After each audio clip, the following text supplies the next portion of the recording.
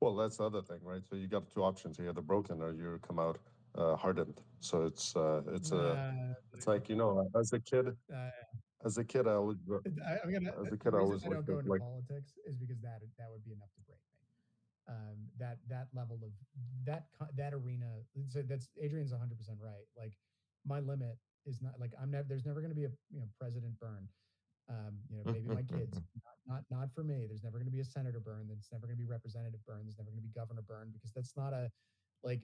I see how dirty those games are and I don't want to play it. But Yeah. like equally, like the thing that's the grinding over a long period of time, and I'm still like figuring it out. Right, I haven't got it all figured out. But like the reason I'm here talking about this is because I've been grinding on one problem for a decade and a half, and like it can be as small and narrow as you want, or as wide as you want. Like, there's some people who choose to grind, and what they do is they get, old sailboats, and what they do is they work on the damn things. They get some old, absolutely gorgeous like Sparkman and Stevens from the 30s, and they just go and work on it forever, right? And then they turn it into this beautiful work of art. And then they've got, something that would cost them $1 million to put on the water today, and they go and sail it around and at the time of their lives. It's just like the cumulative, I think something which is not fully appreciated as much as it could be is the result of cumulative effort on a particular thing, right? And so it could be a social cause. It could be, deciding you want to have a great garden. It could be deciding you want to build a boat. But like, if you're willing to just, it's a useful thing for having a sense of direction. If you just kind of acknowledge, it's like building a cathedral like 200 years ago, right? 300 years ago. The Europeans built these projects that, were started before they were born and would finish after they would die. And it was just a question of understanding that like some things are going to take a really long time to do. So that for me has been the most comforting part of it from like a personal perspective, is just having the project there. And some guys build boats, some guys put together cars, some guys do, build houses, and get a piece of land in the woods and decide they're going to go build. They're really cool. There's really cool content on YouTube. I think her name's like Kirsten Dirksen or something, and she goes around and films people who have built houses of their own on their with their own two hands, and they're like 30-year projects. And there's one that's just totally spectacular. It's in like the redwood forest or somewhere near it in California, and this guy built this house with his own bare hands, and it's all glass walls, and he can sit there and like wolves will walk up to the window and just peer into his bedroom. And he looks out over this beautiful vista going out the front door. And how did he build it? It was just like, well, I moved out here in the 70s and just started, put one foot in front of the other and built it one log at a time, one window at a time. And that's, that is something which, you just, if you choose to do anything one brick at a time for 15 years, you're gonna be really happy with the results when Yeah. you're done. It's just that like you've got to be maniacally focused on that one particular task and not get distracted by other things. And even for like the ADHD, the ADHD sort of tendencies among us, that's something which is just like, cool, I've just got my project. I'll do an hour here, I'll do an hour there, I'll do this here, this there. You dip in, you dip out, and the project eventually comes together, right? And so this stuff about free speech, you've got a couple of people in England in particular who, Toby Young is the other guy who's been doing this. And he was, I think he still is, the editor in chief of the Spectator magazine. He's a writer for the Telegraph, immensely entertaining and funny public speaker, really nice guy. And he's been grinding on free speech for like 6 or 7 years, right? But he came from a position where he was in journalism before that. And so he kind of, he accelerated. He and I started about the same time. And he's built this massive organization now that shows up when people get arrested for posting memes, and they have lawyers, right? They have solicitors showing up. So people are members, and it's basically you pay $50, and it's an insurance a year, and it's an insurance policy where if you get in trouble for your speech, and it's it's one of those kind of weird issues where there's some prosecutorial discretion, it's well argued, it's not clearly illegal, it's not violent or something like that, they'll send a team of lawyers, volunteer lawyers, not volunteer lawyers, actually private lawyers, to come and represent you. And that's a project which is a 7-year project. I had a few points. Did anybody want to say something? Sorry. Yeah. Um, so kind of like on doing something for an extended period of time, it doesn't even necessarily be, it doesn't even necessarily have to be something that you're like constantly focused on as well, that can have a large impact. For instance, let's say that you live in an environment, you have a property, and you can turn that property into something totally different, right? Let's say you have a whole bunch of let's say you have a grassland, right? And you say I want to turn that thing into a forest in 10 to 20 years. Then you basically clear out all of the grass. You remove approximately half a meter to a meter of soil because the grass has leached it for decades, maybe even centuries. You take that all out, and then you put holes in the ground, put trees there, and it's make sure that that's irrigated, that nothing is trying to fuck with the trees, and you do that for a good 5 or so years, and then 10 years after, about like 10 years in from after that, you have a forest that now has completely changed the very climate of this patch of soil that used to be there, that was like just populated by grass, and it was effectively like a savanna. And you go there, you go into that forest, and you kind of move away some of the leaves on the ground that have now kind of covered the entire ground so that no grass is growing anymore. You see mycelium that grows there that actually connects all these things in the forest and keep it healthy, because they take apart dead plant material and reintroduce that material back into the soil as fertilizer for the trees to then eventually use again, right? You've created this thing, and you've created or at least facilitated life, right? And the reason why I say that is because I've done that myself, right? There's these places I've had to plant thousands of trees in my life. They consume endless amounts of carbon every single day and every single year. And I look at that and I think that's just absolutely amazing to see something like this.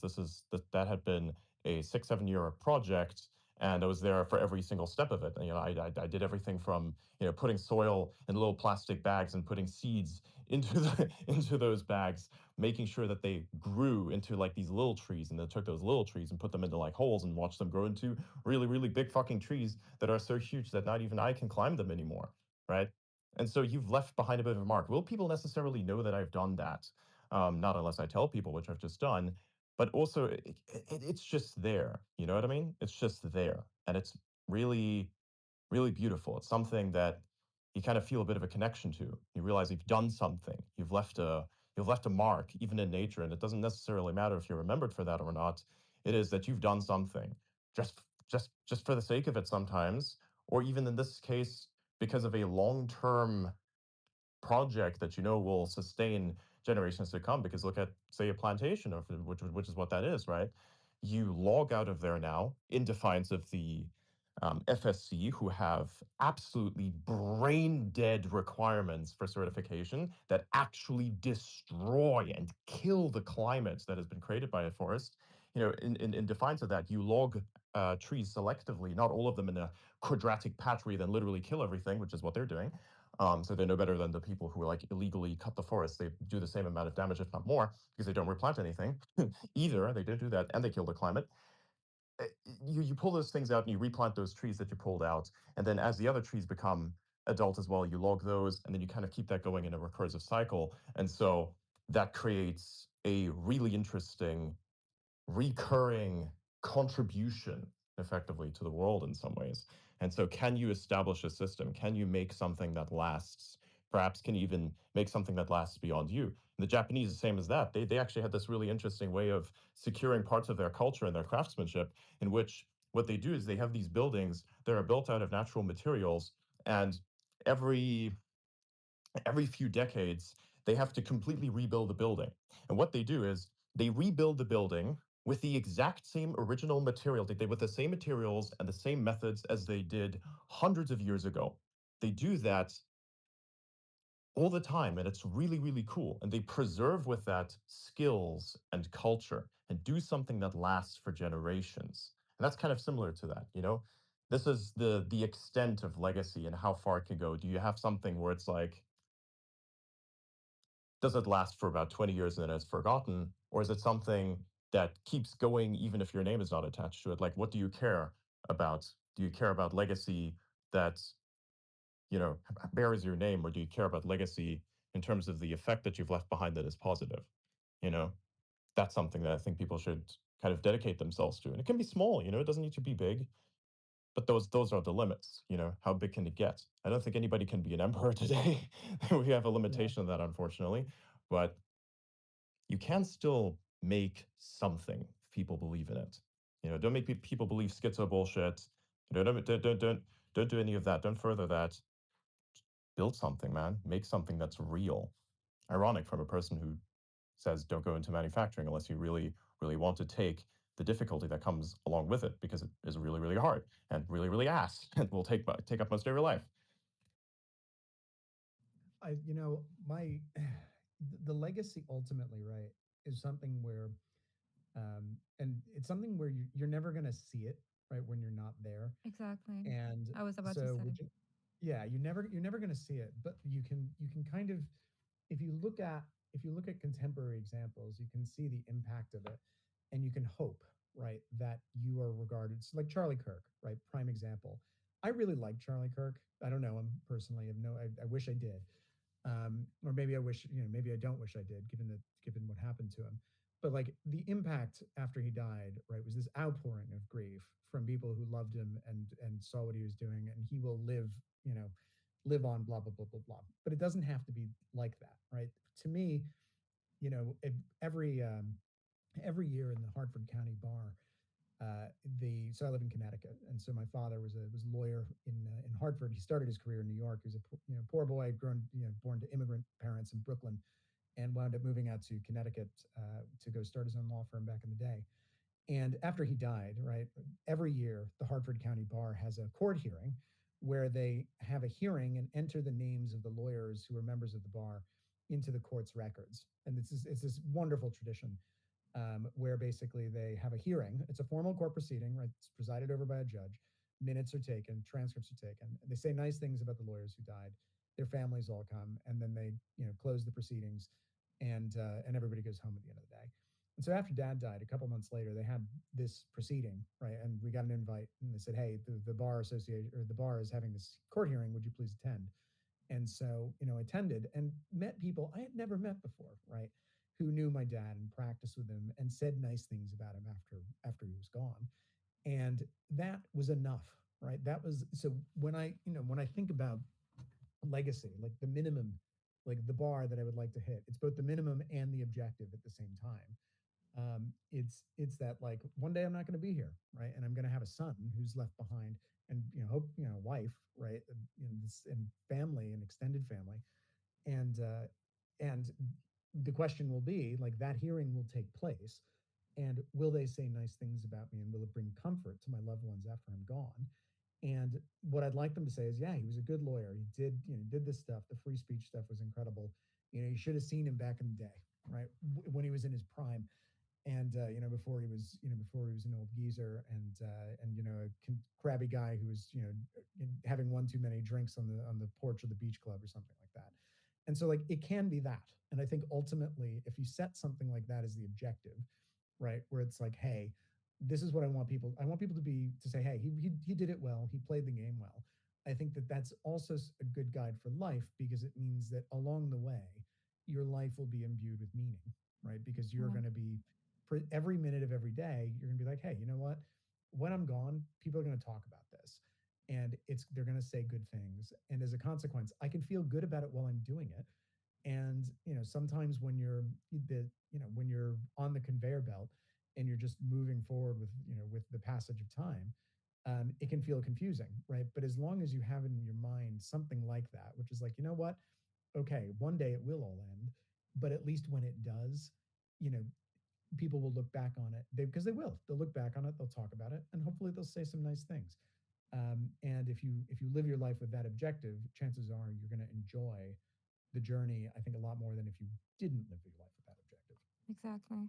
Yeah, Yeah. I have a similar view of things. Also, another thing is it's very we talked about consequential things. It's very the way consequential people are like value, like you can't really quantify how they there's not a lot of ways to quantify their influence on society.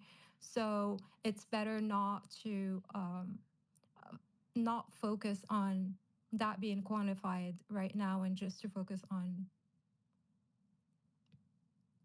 just doing it and being consequential. So also to add to Preston's point, basically live a life Yeah. worth living. Um, and in terms of consequential people, everyone's Yeah. consequential. It's just scope and the impact that Exactly. matters. Choose your scope, choose your Yeah. impact.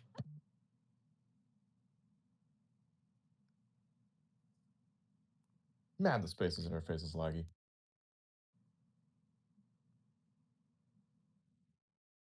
It's some heavy philosophical topic. X is just processing it carefully. Yeah, I posted in the comment section. I think a lot of you know this concept. It's the Japanese concept ikigai. Yes, we were just talking about this. Yeah, so this is kind of related.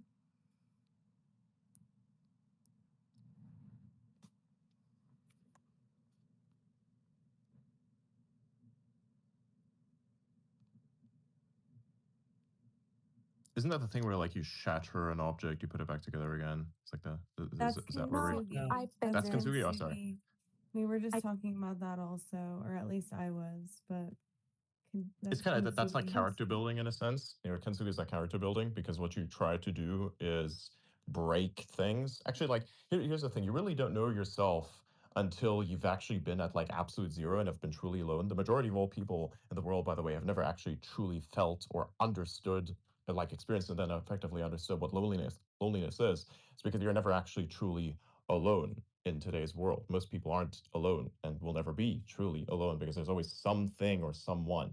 But if you're like at actually absolute zero, at least once in your life, and you come back from that, that is really good character development. It's a ability for you to have character development, right? The same with Kintsugi, where you like, throughout existence, you eventually just get banged up, and then you have to be put together again. And then the way that you put together again becomes an art, and the product of this is just like something that is really beautiful. So much so even that kind of with the irony of those people have strong characters to say, I've been through a lot of shit, and to go through a lot of shit builds character, then people try to put themselves through that shit and then they can't take it. And so they artificially create that as almost like how there were times where Kintsugi was done artificially, where people would just like, intentionally smash these pots, these teapots, and then put them, back together with again gold. so that it just looks, because it looks nice. There's a certain beauty in that type of chaos, right? No, It's I'm like talking about it's kind of like the adjacent to the Edo period, where like it's super minimalism, which I dislike massively. I don't like minimalism. It's very, very bad. It just kills the brain, right? And it's imagination. You need to have something that's a little gaudy. You need to have something that's a little bit more complex, like how it was done with Art Deco. You need to have something that's kind of like thrown in there somewhere. And beautiful rugs. Yes, I do have a few so beautiful it's rugs. We both love the beautiful rugs. it's the picture I pinned in the conversation. It's a Japanese concept of reason of being. Do you see it? We can turn this into three things and make it more sensical.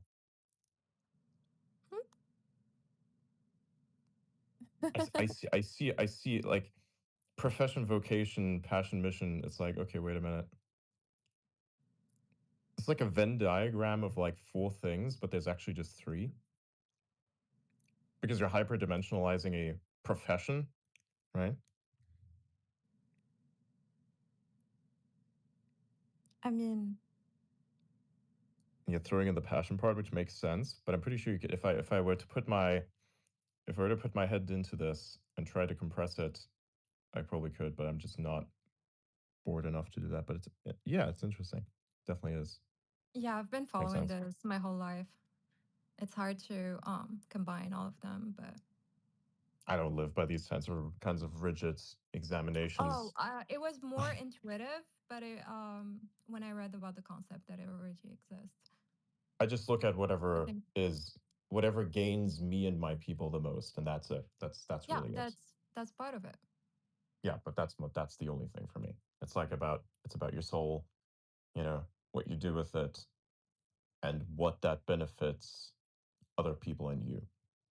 That's it. That's all I care about. I don't care about anything else. I don't care about virtue. I don't care about any of that. I care about who stands on my side, what is beneficial. Again, it's like part of the what is beneficial to me, what is beneficial to you. I'm either your greatest friend or your worst enemy. That's how it kind of works out. And the best part is with having me as an enemy is that it actually is just me being absent that is the greatest harm, right? Because I'm that useful. Yeah.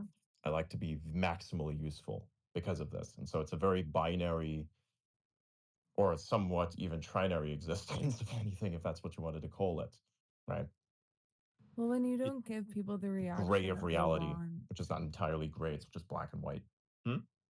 when you don't give people the reaction that they're looking for, they lose all power, and that's why it's good to have somebody like you as an opponent or someone like anybody who can just kind of lean out of that.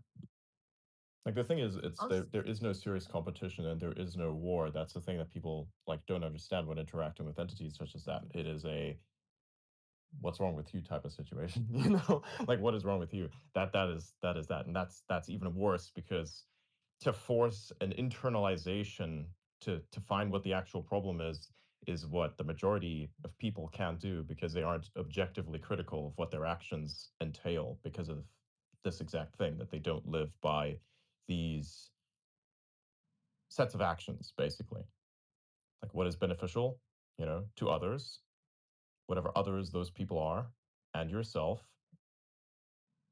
and what is it that you do with your soul, and how does that all tie together? It's like all of these things have to work in unison, and if you don't have that, then you have an imbalance, and then you are just a shitty person, right? That's kind of what happens. Like shitty people are those that have an imbalance of this, where they don't understand what is good for the soul most of the time. That is the primary flaw, actually, right? Again, where I say it is a question of the soul more so than much of anything else. When you make a decision of how impactful and how consequential am I, right? Takes will. Like something could be wrong with your body, you know? So now you ask yourself, do you have the willpower to kind of power through that in a sense, right? Instead of living into the flaw, you instead power through that flaw, which is kind of how we look at people who are somewhat autism adjacent but are very, very intelligent, that they're just put under drugs so that they can manage the chaos by just effectively dumbing themselves down. And that is not a solution, right? The solution is powering through it, through all that suffering, and then coming out the other end as a very analytical, very capable person, right?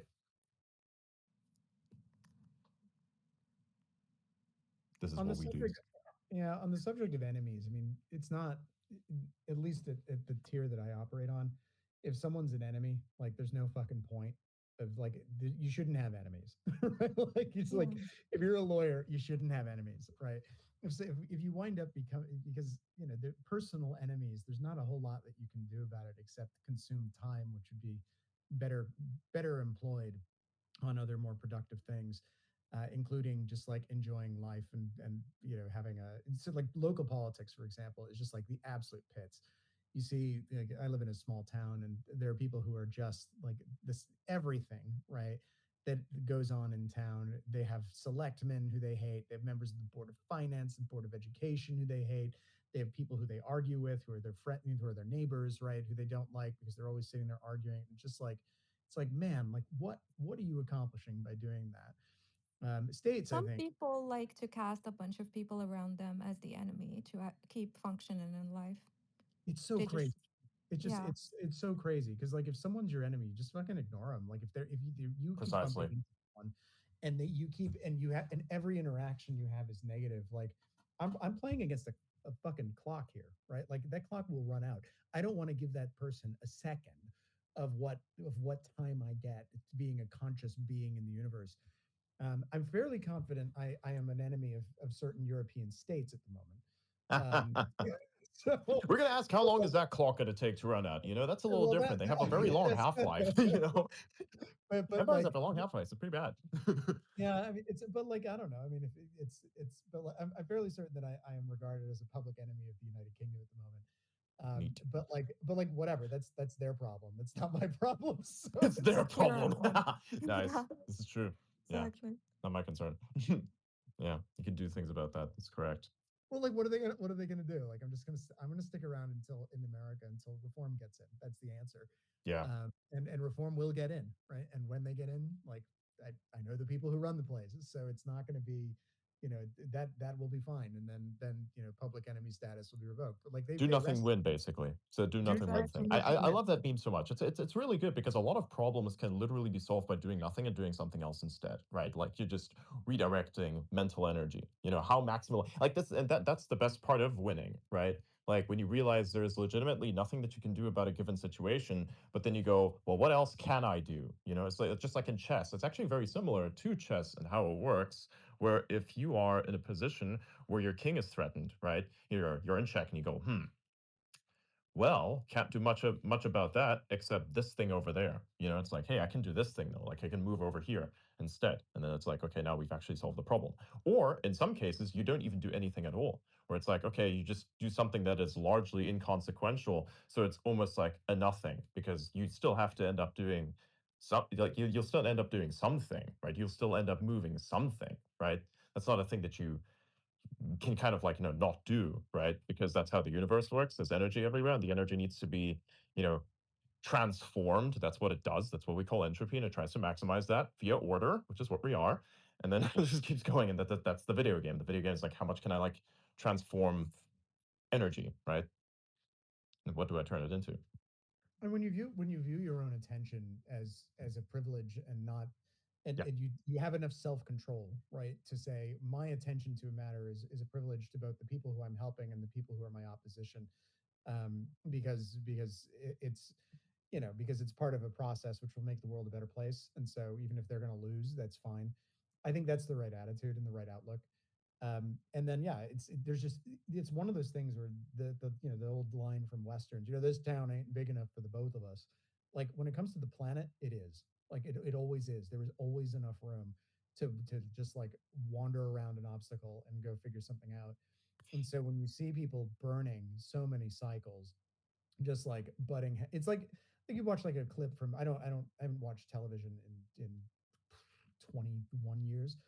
Yeah, So me neither. yeah, it was like I was actually I was in a hotel, last weekend with I actually mentioned my wife and I were celebrating our anniversary, and we decided to turn on a TV, and we both looked at each other and we're like, "Holy shit! Like, how does anybody watch this stuff?" I Like, know, because right? it's being broken up by commercial after commercial after commercial, and it's all the other amazing thing that you see when you're doing that. Sorry, this is a bit of a digression. Is you can tell what is going on in the world based on the commercials that you're watching. So, like, there were a lot of commercials for tardive dyskinesia, which is a condition. It's a neurological condition which is caused by the long-term consumption of SSRIs, and that Yes. is something which Hmm. 20 years ago, nobody knew it. It was a totally obscure condition that was like regarded as this thing that was so rare and unique to science. And now there are like four different medicines being advertised for it by from big pharma on like, you're trying to sit there watch the perfect storm and you're getting ads for like really obscure neurological conditions. And you're like, okay. So that's what's been going on for the last 20 years. So that was enlightening. But yeah, I mean, it's this stuff where people are taking like watching Greg Gutfeld, right? I do sometimes see those clips online. People watch it on TV, and then what they do is they then mirror and mimic that behavior in their real lives, and it's totally distressing because they just burn Yeah. so many cycles, so much energy, and you just sit there watching it and you just kind of shake your head and go, well, all right, well, that's an example of time where if you really jealously guard your time, right, and you say, okay, well, this time is reserved for the mission, and this time is reserved for my work, and this time is reserved for my family, and you're like, why would I yell? Why would I argue online and like Yeah. diminish myself by doing It's that? like arguing with AI. It's the dumbest thing you could do. Like, why the fuck would you argue with a clanker? I don't understand that. Do you have like Well, clanker time in chances your are you life? might If you have feel clanker time, you clearly aren't living right. Like, you don't have clanker time. That's the point.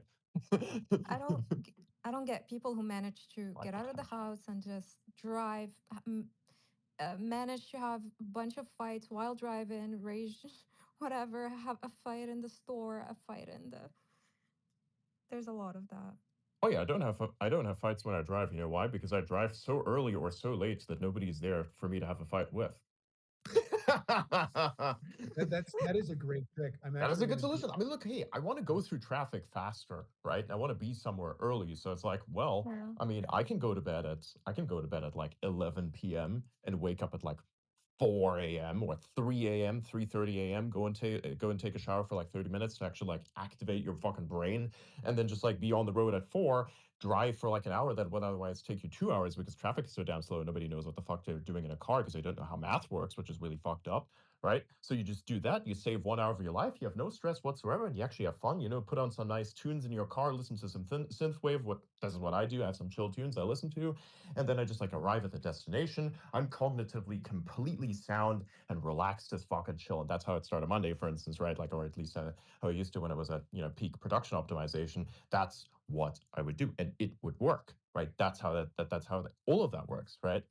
Yeah, I have to go into the Optimization, bro. Hmm? I have to go into the we did an RTO, and I live about, if depending on what time you leave, if a normal commuter, normal commuter pace, it's about 4 hours from the office. But if you leave at Jesus five, Christ. if you, whatever, man, got to be done. Got to Yeah, got to make sure that the drones are working, right? So, but if you do the Thunder, so that's the New York Thunder Run, and if you do the New York Thunder Run at 5 a.m. sharp or like 4:45, it's 85 minutes, right? Boom, door to door. You're Midtown exactly. Manhattan. Yeah, piece of cake. So you leave at like 5, you're there by 7. If you leave at 6, you're not there till 10. Because what happens is you start hitting it's the traffic cascade, right? So if you're 15 minutes later, right, or 30 minutes later on every phase, which then adds another, not it adds another 30 minutes per, I divide the trip up into sort of like four sections. There's and it's the cities along the way. So you've got the New Haven section, which is you get to New Haven, that's usually pretty easy. You've got the Bridgeport section, the Stamford section, then the New Rochelle section, and then Manhattan, right? And so the Bronx and Manhattan. And so it's five. So I guess that's 5, not 4. And so if you can thunder run through before everyone gets on the road, so you can get to Stamford from where I live in about 45 minutes. And so if you can get to Stamford in 45 minutes, you're at Stamford at 5:45, you're in Manhattan by 7 sharp. If you delay that by 30 minutes, then you're at Stamford by like 6:15. Good luck, right? Because then everybody gets on the road because they're all trying to get into New York City. So it's just, yeah, planning that kind of stuff and just avoiding the wrong kind of human interaction is easily done. Just do it when everyone else is asleep. Also true with work. I mean, when I got into crypto, I was an associate at a London law firm, and I just had to, like, everyone in crypto is in California, so I had to just like stay up between like midnight and 4 in the morning every night in order to like connect with that, and everyone else in London was asleep. So I built a practice and they didn't. There's a huge benefit to not sleeping. It is hugely advantageous in a variety of different contexts. But anyway, I digress. Well, see, optimization, man. It's like how valuable do you see your time and what do you want to do with it? Right. This is actually something I didn't think about enough um, until I like met these very interesting people on the internet that people can't really figure out, but are always after because it's really fascinating. And that's like 2018, you know. Like I met this guy in like 2023, and he told me a bunch of really interesting things. He got me into understanding how vector calculus works and what hypervector compute is. And you'd think, how does that fix your life? You know, you could be like, hey, this is going to fix me. In this case, vector calculus fixed me. This would fix me right now. It's fucking vector calculus. Who'd have thought that that's the thing that would do it for you, right? But I looked at that and I saw everything as these kinds of systems again. Like I never had the clarity to do that because I never understood any of this. And then I did. Now I realized, holy shit, I know how all of the shit works now. I know how all these people work. I know how brains work. All that shit is connected to that. And then eventually, like, expanded to a whole bunch of other things. And then you ask yourself a question, you know, how valuable is time? You realize what time truly is and how well it can be managed. And then you end up in a place talking about orbs and math and 8D math, and you go, huh, this is fascinating. This is really cool. And in 2 weeks, you achieve what others can't achieve in 3 years. And then you go, holy shit, you can do so much. So, like, how valuable is your time? Well, it depends on how much you can do with it, really. Like the time of a jealous girlfriend whose entire life revolves around trying to stalk you is worth very little. However, time of Elon Musk, for instance, is worth a fucking shit ton, right? Because there's so little of it, and there's so much done with how little of you know, the time there is for him to spend. The thing that I think is his superpower, and I don't know the guy, but I think his superpower seems to be, just as like an outside observer, that the time, in order to do what he does, basically can't be a wasted second. So it's like everything, and like that. That's I think what it is, because you every He's like time you see 100% all signal. He's like he's it's not just like, I mean, 100% he signal tries all to be the way. 100% all signal. It's the thing, like something like Steve Jobs, he was like 80% signal, 20% noise, which allows you to make art, right? But if you want to make things, you want to make hardware, you want to make all these crazy things, it needs to be 90 to 100% signal that you expose yourself to. Anything outside of that is a distraction that brings you out of the flow and destroys your ability to optimize, right? That's a huge thing. You see that with a lot of tech people as well. Like they just kind of do that without realizing it, where like for instance Elliot, he sits down in front of his computer and just like does AI shit every single day, and does all of that, just does that, and doesn't do really anything else, and is kind of obsessed with it. And so he does the 90% signal thing, right? And so he becomes a lot more successful in doing exactly that, and gets to do a lot of interesting things because of it too, right? So that's kind of how Elon operates. He's also like really good at time management, is a thing I've seen as well, and looking at time management through logic. And I've like started using this as well. The reason why I understand that so well is because I decided to like play Diablo 4, like the last season, because I wanted to understand, like, what if I grinded to get to top 10 in that game myself? What would it take, and what are we going to do that? So I basically like figured out how some of the stuff had been done, how some of the trading works, how all that nonsense is, and I did it myself. And it was in that moment I understood how much he actually takes advantage of some things that are unorthodox, right? That aren't not allowed, but aren't orthodox in a sense, right? That aren't conventional. You have to do maximally unconventional things to succeed in becoming the best at something, right? It's the same thing with Path of Exile, right? And it's the same thing about understanding that, there's some things that you can't get. Look at Path of Exile, for instance, right? That's how I play it. I have a ton of really, really good gear.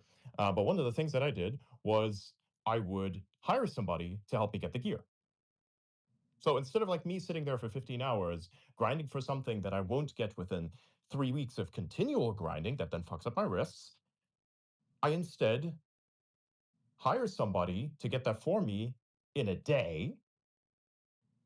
And then I have the ability to just have fun and not focus as much on other stuff. I still do the grind, of course, like say, for instance, with, all the way from Act 1 through to Act 4, I did all of that myself with Blaise and Vera because I wanted to know whether I could do it. I wanted to know whether or not I have the skill.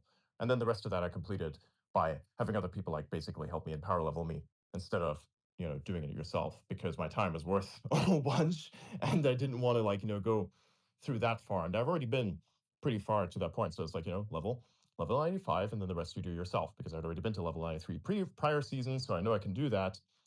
Stuff like that. It's all about figuring out solutions to problems that are somewhat unconventional but still work and are maximally practical, right? And everybody does it. That's how you win. Yeah, I think just in Elon's case, I marvel at like the fact that you can. There are times like, so I do one thing, right? I do the law shit, and the idea of like it would be like, okay, cool, I do the law thing, and then when I'm done, like I'm going to switch domains and go into medicine. And then in addition to doing medicine, when I'm done with that, like I don't know, so for a word cell like me, like I'm going to go be a priest, right? And then in addition to that, I'm not just going to be a priest, I'm going to be the pope. like so, and I'm gonna run like that, and I'm also gonna be the head of surgery at Sloan Kettering, and I'm also going to sit on the Supreme Court. So it's like Yeah, one of those things where that's the the level equivalent. of excellence is so consistent across so many different domains that you're just like it's a marvel, right? And it's just something where there is no understanding it, right? Like there is a comprehension, right, of quite what's going on, but not an understanding in like a deep innate sense of how it could be replicated. And like I reckon, like it rhymes, right, with the stuff where you go deep and you spend a lot of time and you do whatever. But like the cross domain stuff is what really like is the thing that just makes you sit back and wonder like what was in the water. Like it's just totally like what on earth. Like, what on earth is going on? But yeah, that's but it it's all on the same theme though. It's about it is very much the idea of treating time as a precious resource, and not in a precious resource in terms of like billable hours or like, yeah, I got to clock out at 5, but just like having a different relationship with time than most people do, right? And that is something which anyone can do in regardless of the sphere of control that they have or their capabilities or anything else. You can learn to make time your friend, and you can do that both by planning ahead, right? As you like planting the trees and then walking away, knowing that you've planted the seed. And you can do it by, doing reps and repetition. That's something which people who go to the gym a lot know a lot about. The more you lift and the more consistent you are and the more reps you put in, the better you're going to be. And it's just figuring out how to hack time, right? To make sure, and it's also preparing, right? And sort of preempting and positioning yourself and saying, okay, I'm just going to sit here until time catches up, and then I'm going to wait. And then when time catches up to me, then I'm going to do this thing, but it's not today.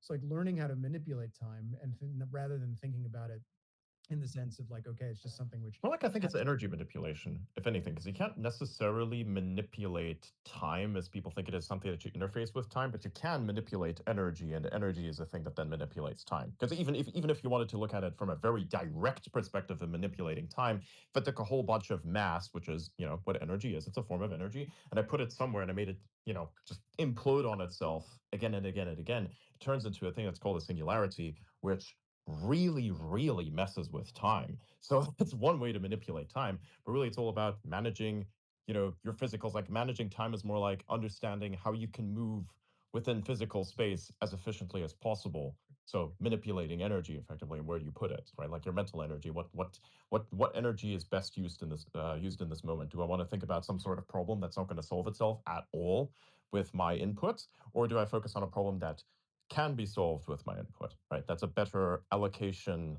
of energy and therefore use of time, because energy, time correlation, space bullshit, all of that. yeah. So there's another thing though that like if you think about it, for example, in a work setting, you schedule a meeting. Okay, let's do a short meeting. A short meeting usually means like 30 minutes. Rarely it means 15 minutes. For Elon Musk, I don't remember which biography it was, but a short meeting is 5 minutes. So his minimum unit of time that he operates could be usefully allocated to a task is 5 minutes, right? So sometimes you could be sitting there at home or doing something and be like, oh, you're waiting on someone they're going to be here in 10 minutes. And you're like, that's not enough time to do. No, it is. If you shorten the amount of useful time allocation unit, you'll become much more productive. Well, I mean, I Yeah. I have I have meetings all the time, and one policy when I adopted my current position was there were meetings that were taking longer than there were meetings that were taking. So you calculate, right? So let's say you want to assemble your senior compliance team, and you want to have you're discussing some issue, and you have a meeting that's 2 hours long to discuss it. That would be okay. Let's say you have 8 guys on the call. Okay, well that's 16 hours essentially that you've just spent because you've decided to fuck around and for 2 hours in the meetings. The first thing I did actually when I took my job is I said, okay, well that's not happening anymore. Maximum 30.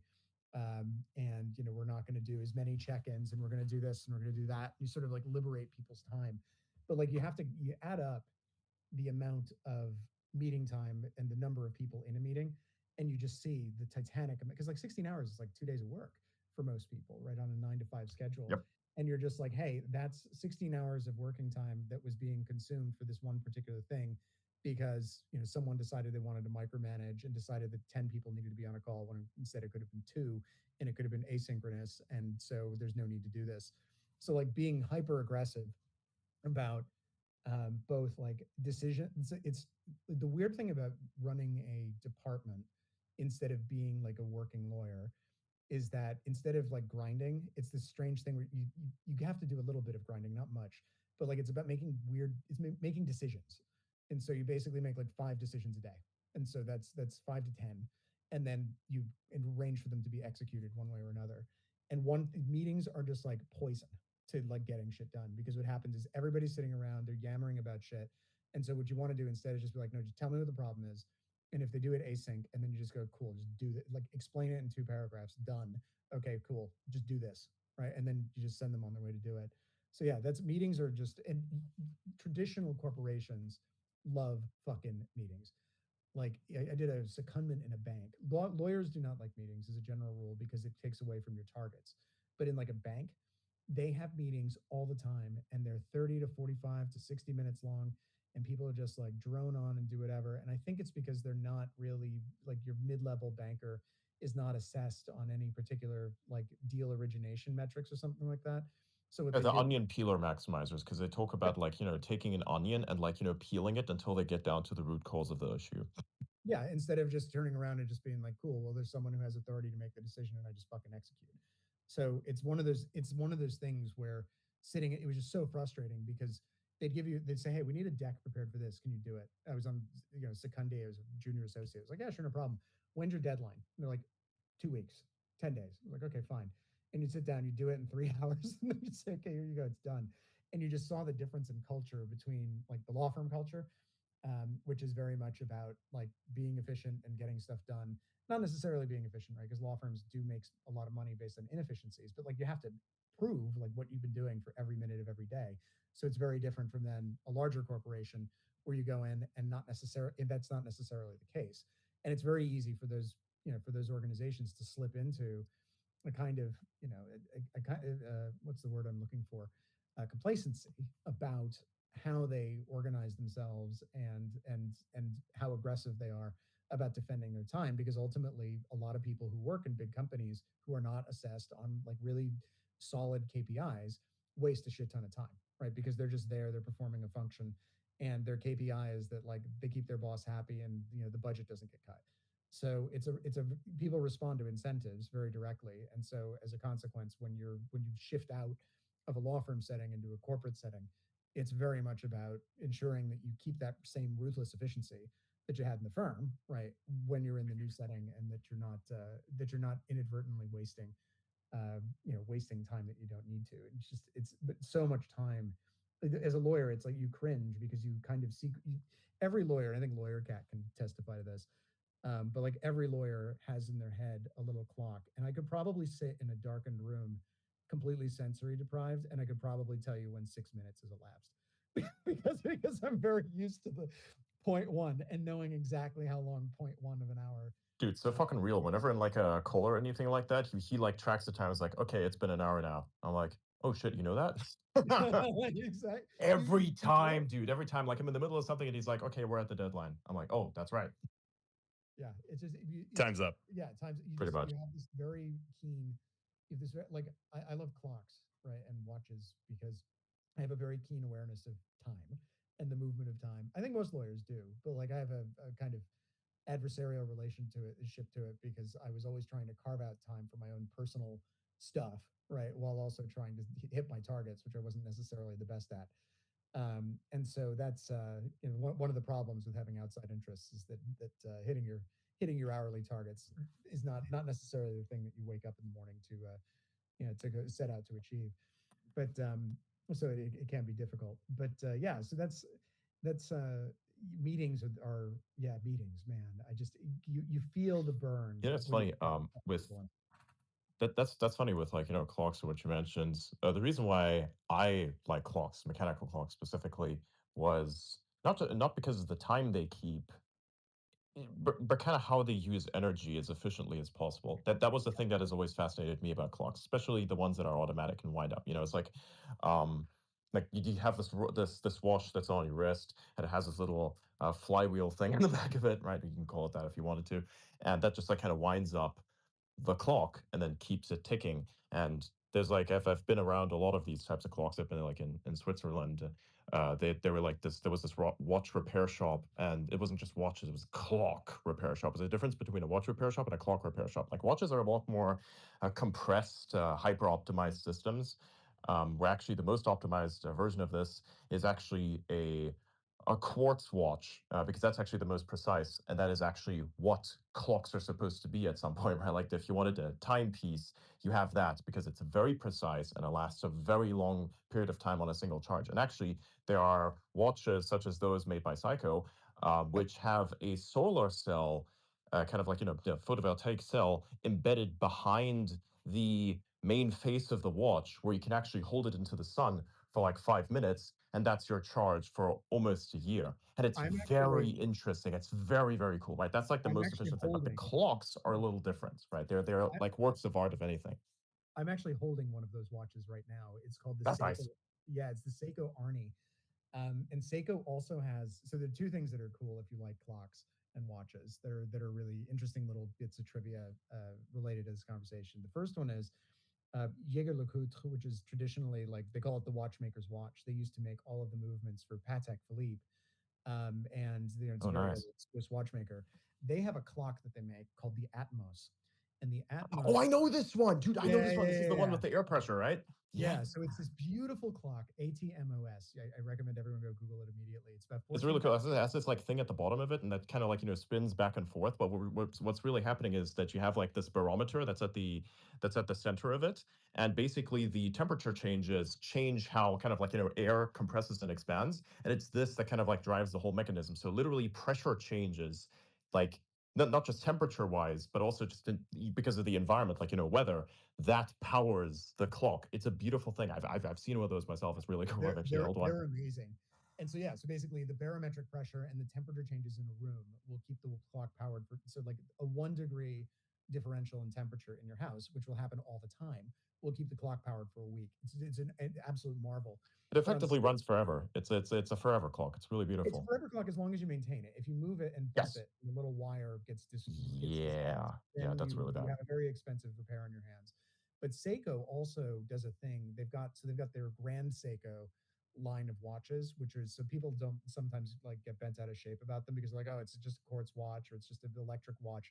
And they have two of them. One's just a quartz, right? So they have Grand Seiko quartz watches, but the quartz that they use for these watches is grown in a special isolated environment. So an average quartz watch is accurate to 10 to 15 seconds a month, right, in either direction. So you'll have to reset it. If you want it to be really accurate, you basically reset it once a month. Theirs are accurate to 1 second or 10 seconds a year, because what they do is they get hyper fine, hyper purified quartz that they isolate in a lab or grow in a lab. And that's what they put in as the crystal, the oscillator for the watch. So it's super duper accurate. They also have this thing called a spring drive. So it's a mechanic. So watches are either battery powered, right, or they're mechanically powered. And if they're mechanically powered, it means that you have a mainspring and you have to wind the spring in order to store the energy for the watch. So, or they're solar powered, but in solar powered case, they have a battery. So the mainspring watches, they've got this thing called a spring drive, and what happens is it's a mechanical mainspring, which is wound either by moving around or manually wound by twisting the crown of the watch. And then what happens is it's connected to an integrated circuit, and the integrated circuit regulates the release of energy from the mainspring into the movement of the watch. And so that, and it picks up temperature and things like that. And so what happens is you get a really, really accurate movement. Now, the last generation of the spring drive, as it's called, so this is up to this year, we're accurate from 10 to 15 seconds a month. So it's like a quartz watch, but it's powered by a mainspring. So there's no battery that you need to replace or anything like that. And the integrated circuit will last 50 to 70 years, right? Absent, a bit flip or something like that. But then they've just come out with a new one, which is accurate to 10 to 15 seconds per year. So it's basically the most accurate mechanical watch ever built. And they cost about 10 grand, and they're ridiculous and they're beautiful and they're really amazing. And basically it's this wonderful, like, so eventually I will get a very expensive watch, and the first one I'm going to get is one of these because I like what it says, right? When you're dealing with that shit, like, you have to ask yourself, like, so I have a bunch of watches. My favorite one is the one my wife got me. It's this one called the Christopher Ward, which I really like. I've got a Seiko Arnie, which is a solar powered one. It's a reissue of the one that Arnold Schwarzenegger wore in Commando and Predator, and it's solar powered. And I use that when I go sailing. Nice. Yeah, it's fucking awesome. It's like this big beefy. So when I was doing all the podcasts about the 4chan lawsuit and like interviews and shit like that, I would wear the Arnie because I was like, okay, like I want people to, I want them to like, that's the message I want to communicate. I've got my grandfather's old Omega, which is 70 years old, and that was given to him when he retired from the phone company back in the 60s, and so, or 60 years old, however old it is. But yeah, so like when there's this whole like universe of like luxury watch shit, right? And so there are people who buy things, they cost ridiculous amounts of money, Like, a Patek Nautilus will run like 80 grand, a Patek Ellipse will run 70 grand. There's no way that the production cost and materials cost of the watch justifies the price. But what happens is people wear it because of the signaling value. And so if I've decided that if I should decide to ever get, one luxury item like that, what would I get? And the answer is that Grand Seiko, because what it communicates is like, okay, I want the best goddamn piece of machinery I can put on my wrist so that if someone looks at it and they ask you, like, okay, you made this completely preposterous purchase. Like, it's totally absurd. There's no way you need that. This is a flex. It is a communication about a decision you made to spend a ridiculous amount of money on a toy. And like the question is, what do you want to communicate? Like, I think the cool thing to communicate is this is the best one, right? This is the one that is most accurate. So like, even though it is way, way, way more accurate than you will ever need for any practical setting, you know, that's that. So if anyone here is ever ever has $10,000, burning a hole in their pocket, and they're looking to spend it, and they want to communicate, I really like engineering. Rolexes are actually pretty good too, but like I think those also carry other connotations that aren't necessarily not necessarily things I want to say. But those are accurate to like, I know what you're thinking. I know what you're yeah. thinking. So it's like you gotta decide what you want to It's a manufacturing problem. yeah. That's another one. Yeah. Yeah. So it's they're yeah they're that's a strange world I don't fully understand. And but if I ever were to do it, I would definitely go for one of the Seikos, because those are like, Could you like link me that one? yeah, I'll send it to you in DM. Excellent. Yeah, that would be beautiful. But yeah, notice again, it's all about like energy management in that mechanism in a sense, right? Like how effectively have you constructed this mechanism to make use of as little energy as there is, right? That's a beautiful thing. That's what I've always loved about watches and clocks. Because and there's like art pieces. There's like clocks which are legitimately just art pieces. Like there's this one I forgot the name of, where the mechanics are laid out as a stick, and it's basically held together by two pieces of glass, right? And in the center of it is where the entire mechanism is. So you can kind of like turn it around and look behind the watch face, which is fully transparent, by the way, right? Because it's just two pieces of glass that are holding together this mechanism, and you can see all of the inner workings of this device, and it's so beautiful. And the reason why it's always like been very fascinating to me is because I've always had a problem with things being finite. This is my issue. I always have a problem with things being finite, especially things that are awesome, like energy, for instance. I dislike the fact that it's a finite resource. So when I was a kid, I always think about like perpetual motion machines, and I was deeply upset by the fact that no matter what you do, you cannot get rid of this fucking thing called friction. And so then instead it was okay. So you're not trying to make something last forever. You're just trying to delay its inevitability as much as possible so that it can leave behind the greatest impact, right? And so then I looked at these machines that actually preserve energy, right? And that's when you kind of come across a watch/clock mechanism where it does something that has high impact, but also preserves what it is and what makes it run. They're also cool things to hand down. Like, so Yes, yes, they are that which beautiful. is which is really, so like this. I've actually I've got a watch I have that's a watch probably here that's as old as me. yeah. It literally was made the year when I was born. That's amazing. I'm looking at this old Omega. This is the one my grandfather got when he retired. My father kept it in a box. He never wore it his whole life, and so I pulled it Damn. out. Yeah, I don't get it. I think it was an issue with like, not one. I think it was a sore point for him. Not for Mm. any nefarious reason. I just think that he just, he's like, okay, I've got this piece of my own father, and I'm just gonna keep it in this box where it belongs. But I've been like wearing it. I got the band replaced, and like I wound it up, and it keeps time. Like it's still going, because basically it hasn't been worn at all in 60 years, and was kept in a climate controlled environment, effectively in stasis for the entire time. And I was like, okay, well, thing still works. But it's this very thin thing, and if you can look up like what the movement is like, it's a very elegant little simple movement, but like it's just this incredible thing that gets communicated through time.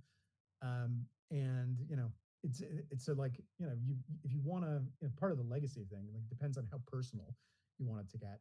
And like it's good to leave behind little objects that people who follow in you, follow in your footsteps can have. We've also got like, the whole bunch of stuff. Like I've got a foo dog that was in my great grandmother's house, and my sister has the other one, and my mother used to have both. So it's like, I don't know. But watches are really like the fact that they are transmitted through time while also keeping that time is just, it's strangely poetic. And Yeah. Patek Philippe's got that nailed in the marketing. They say you never really own a Patek. You just hand it, you take care of it for the next generation.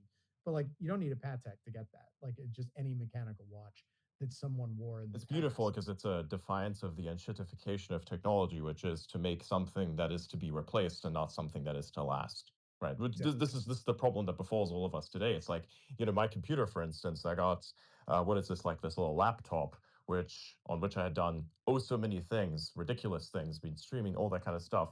And it, becomes outdated. It's made to be replaced. It's not made to last, which is something that is somewhat acceptable until it becomes super, super expensive. And you just literally go for the same thing of how much time can I buy from this machine? I'm gonna like spend $7,000 on a fucking computer setup so that this thing lasts me for about 10 years, right? So you bought yourself 10 years of time until you inevitably have to replace parts of it. Some of it's, foundational components, not just the GPU, but like something such as the motherboard, for instance, as well, right? Yeah. And it's these are things that are meant to be replaced, but things that are meant to be kept. Now, those are beautiful. That is legacy. Stuff was just built better. Like even 50 years ago, like even like basic consumer goods. So one thing I'm into is sailing, and so my wife's cousin had this old sailboat. It's a Alberg Sea Sprite, 23 feet long. The thing's built like a tank, full keel, weighs about Nice. 3,500 pounds. Yeah, it's dope. But like the thing is a tank. Like it's still in amazing shape despite the fact that it's 50 years old. Whereas if you got a modern sailboat they're lighter, they're faster, they plane, they do this, but like after 10 years they're completely valueless. And like you Yeah. basically have to basically you spend $150,000 on a thing, and then you Yeah, got to you put have it to back. redo everything. The sun completely destroys things such as the gel coat, right? That's the stuff that's the Yeah. white stuff that's like it's made out of. And I've seen this a lot because I've actually been around a lot of boats in my life. When I was like I think I was like 12, 13 years old. I got really bored of this weird like homeschooling thing because I just literally speed ran through all the mathematics and everything and just like learned all of it. And then they forced me to repeat it because my parents weren't teachers or anything like that. And I didn't have any teachers. It was literally learn everything yourself. And if you did something wrong, just repeat it because they wouldn't tell you what you did wrong. Yeah. So it's like, okay, you have to figure that shit out on your own. I just got bored of this futile bullshit task. So I decided, fuck this. I'm just gonna like, run outside, not do anything that you say, and instead look at where there's like problems for me to solve. And I go, hey, here are a whole bunch of dudes that are in their 20s that definitely don't want to be working out in the hot sun like this. But I'm a kid and I'm weird and I don't mind that kind of shit. So here's what I'm gonna do. I'm just gonna go up to this person, say like, hey, this thing that you're polishing slash maintaining, I could do that for you real quick to demonstrate that I know what I'm doing. I could do that for the whole fucking thing, the length of the ship. Give me a little bit of money and some food. Like I would do that for like about a year straight. It was pretty good. And then I actually got myself a whole bunch of stuff. With the saved up money was one of the first things I was able to purchase. So that was like I spent a lot of time around boats and the people on those boats. Everything from like the lowest to the lowest worker to like even the owners themselves at some point as well, right? And that's where I actually learned a lot of societal history from because there would be a lot of people who are kind of at the end of their life path or at least want to experience something different in their life if they're not necessarily at that end yet. And they would bring with them stories, right? And I would always ask them questions because a lot of people love sharing their stories. You'd be surprised, right? And if you can kind of listen and prompt it out of them, you will get so much intelligence. You'll get so many lessons from life scenarios that you'll never have to live, terrible things, even good things as well, so that you don't have to like go through any of that to actually understand what that is and what it does to a person. And so I've always had this really interesting relationship with boats and the people on them because I would always talk to them and learn a lot of things. That's why I am a 24-year-old who doesn't necessarily speak like a 24-year-old, speaks like somebody about 10 or so years older than that, which is what people keep telling me, which is very much so true. I just got the demeanor of a 20-year-old or a 24-year-old because I'm fast, I guess, and I speak in memes. So But yeah, it's pretty cool, man. The ship is nice. I would this is interesting because like I understand it and I appreciate that.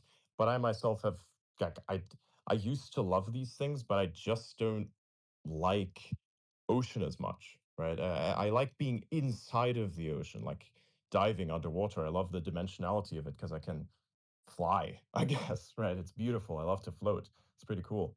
But I do love land. I love the certainty of land. I'm a very like systems based person. I love determinism, and the ocean is a very non-deterministic environment. It's full of currents, waves, and different factors that are way beyond your control. It's like sailing is the epitome of that, right? You That's literally why I let like the it. wind blow you where it wants to take you in some ways, and you try to direct that as much as possible, which is an impressive feat on its own, right?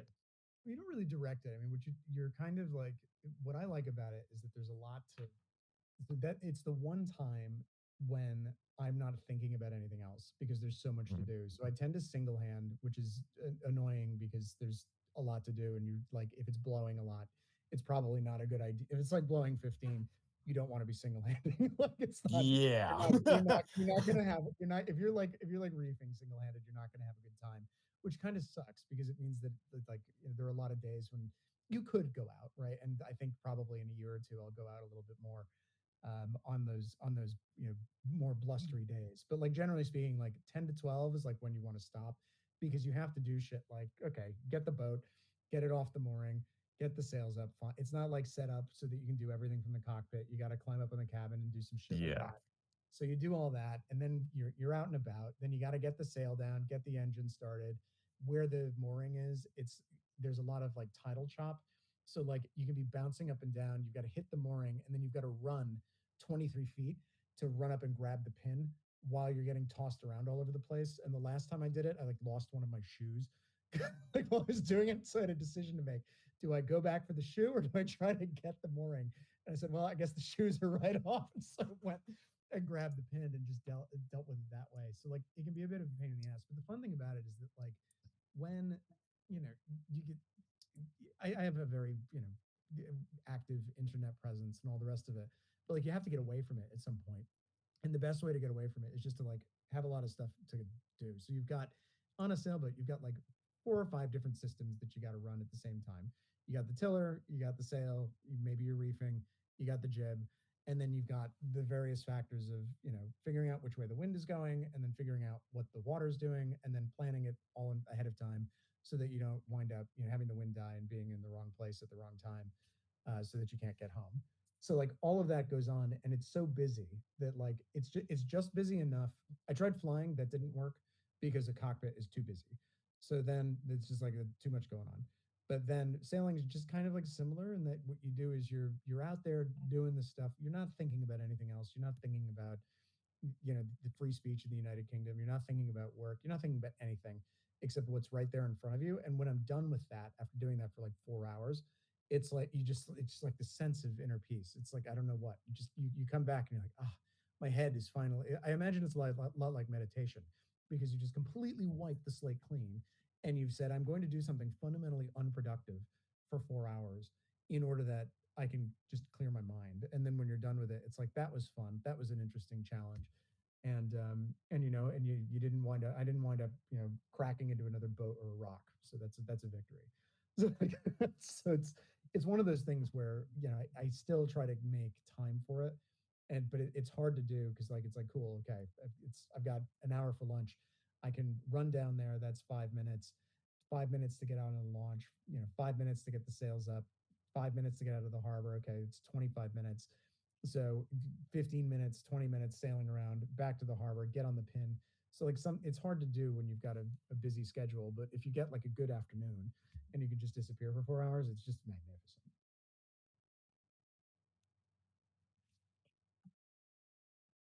Real. That's Yeah. actually again like this is one of those things where I think surfing is pretty similar to that as well, where you have a ton of stuff that you need to do just to like stay and it's a very physically demanding task as well to surf, and it is a lot of fun. I've done something like that, but I've done it with a stand-up paddleboard. There's like a thing you can do where you could take some of the smaller waves, not the really big ones that will literally like, drag you underwater unless you know what you're doing, and then rub your ass on the reef, which will really fuck up your day. And probably a month or two after that, depending on how injured you are, because those are very, very sharp. Like reefs are fucking sharp. Holy shit. But hey, if you don't like that, you can do the surf the wave with a paddleboard type of thing, and then just like do that, and it's a lot of fun. That I do love, and the reason why that is because there's a little bit more certainty in that. It's a lot safer, but it's also a very physical task at the same time that consumes most of your mind, and the only thing you care about is the dopamine of just riding the wave onto the beach, and then the urgency of needing to grab the board before all the water sucks it back out and then rubs it along the floor. So you have to just kind of grab it really quick and just stand there and go, yes, and then go back in again and then do the whole thing again just for fun. And then afterwards you're completely exhausted. But it's so much fun. It's worth doing. Yeah, that kind of stuff is just anything that involves like manipulating nature to go and instead of just like turning on an engine and blasting away, just like manipulating Although I do nature. like that too. I do like That doing is that fun. too. Yeah. That one's fun. I like the engineering aspect of that and going super fast. Like a well-running car is a beautiful thing as well, right? It's just I take enjoyment out of a lot of things. I'm not very specific. Like if I couldn't surf again, like that's unfortunate, but it's something I can accept. Um, or I can't do it as much, right? It's not something that I really really miss. I take pleasure out of a lot of things in life, and I'm quite adaptive of like kind of adapted to like what I can take pleasure out of in life. It can be anything. Could be a simulation. Could be something that's more real than that. You know, it's whatever you want it to be, right? That's high agency living. It's great. You're not so dependent on one particular thing. It's kind of ironic coming from a person who loves determinism. It's that I get it completely. For me though, sailing is the drug. I Hmm. used to I raced catamarans all through high school, and that was wild. That would Uh, explain it. Yeah, I've seen yeah, that. so You it's ever just been a to one wild. of the Yeah. you would ever been to the America's Cup? You'd have to have been at some point, right? Not yet, not yet. I want to. What? There hasn't Damn. been I just figured that would have been a huge thing for you. well, I mean, but like I was a kid and then I was in England, and so it's not Yeah. there hasn't been a challenge in a while, has there? I'm not sure, man. I mean, I went there when I was a kid, man. It was great. I did it for like 2 years. Awesome. It was awesome. Awesome. Yeah, no, The racing challenge was catamaran. always about try not to get seasick. Then just watch these ships do these insane fucking maneuvers, and you go, so I'm feeling like I'm about to die. How are they doing that? I'm just standing here. What is that? How does that work? That's interesting. You know? It's the catamarans are fun because it's like in the Thomas Crown Affair. Hmm. They dump. For those of you who've seen that movie with Pierce Brosnan, they capsize a catamaran, Oh and god, yeah. which is interesting. But like, and the It's thing about very difficult to do with like capsizing a catamaran. It's oh like if you oh if no no no, mm, that's the fun part. It's not difficult to do are because you what sure? happens is yeah because the downforce of because they're shaped so differently, right? Hmm. The jib of course puts a lot of downforce on the front of the boat, and the way that most catamaran hulls are shaped, it's most hydrodynamically efficient to move your weight as far forward as possible. Hmm. So what happens is everyone's always, you're on the harness, you're as far forward as you can get because you want to keep the bow in as hard as you can. But of course, you're always playing this game. If you're racing a sailboat, you're playing a game against like how whether you can win versus whether nature and physics are going to completely fuck you over by throwing you over the side. And with catamarans, they don't generally speaking flip sideways if you're racing it. They flip forwards, they pitch pole. And so when that when that happens, it means that Right. you have maximum power, you're going as fast as you can go. And then what happens is there's like a chain reaction where the bow goes under, it starts breaking, and then the boat flips forward very, very aggressively, and with you attached to it via a harness. And so, so as a consequence, you wind up in the drink, and it's less than fun. And then you snap out of your harness, you get the thing back up, and that's that. But yeah, so catamarans Yeah, I are lived on always. big catamarans. I never raced them or anything like that, so that would have never been a scenario for me to experience. So Oh they yeah, would no, be like actually safer on that level. It's like I'd never raced any of those things. Never. No. yeah, But I've lived on the them. big cats are awesome, but like these are like racing Oh cats. yeah, yeah, okay, that makes sense. I think we were like, oh, they got it confused, but like big cats, yeah, those are very stable. very neat machines. We went through the Bay of Biscay on like one of the somewhat stormier times. That was not fun. That was not fun.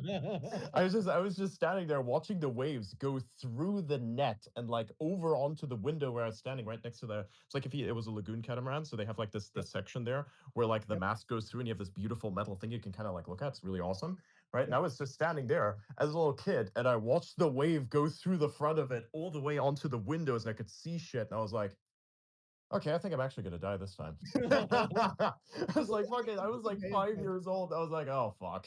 isn't that I think that's where Jordan Belfort sank his yacht. It was in the Med, right? So Oh he was like, damn, that makes so much yeah, sense. yeah, because like that's what happens in the Med is like you just get these crazy ass like you don't get hurricanes and shit, but they have crazy squalls.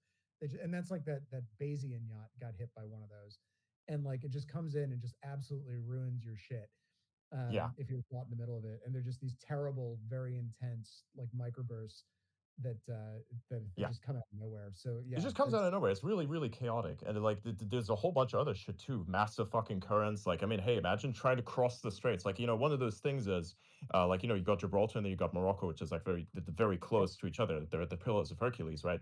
And so you'd have this. That's where also like non plus ultra comes from, because like on the pillars of Hercules was inscribed non plus ultra, which means there is no beyond here. No, like there's no beyond, right? Like, you go beyond was then the the plus ultra where you said, hey, you go beyond, right? That's like the empire expanding, but they kind of like made it up until that limit, and so it was like the defiance to go further. But those two pillars are there, and in between that is a shit ton of currents, which is why there had never been any physical structure that has connected those 2 points, even though it would make a ton of sense to do that.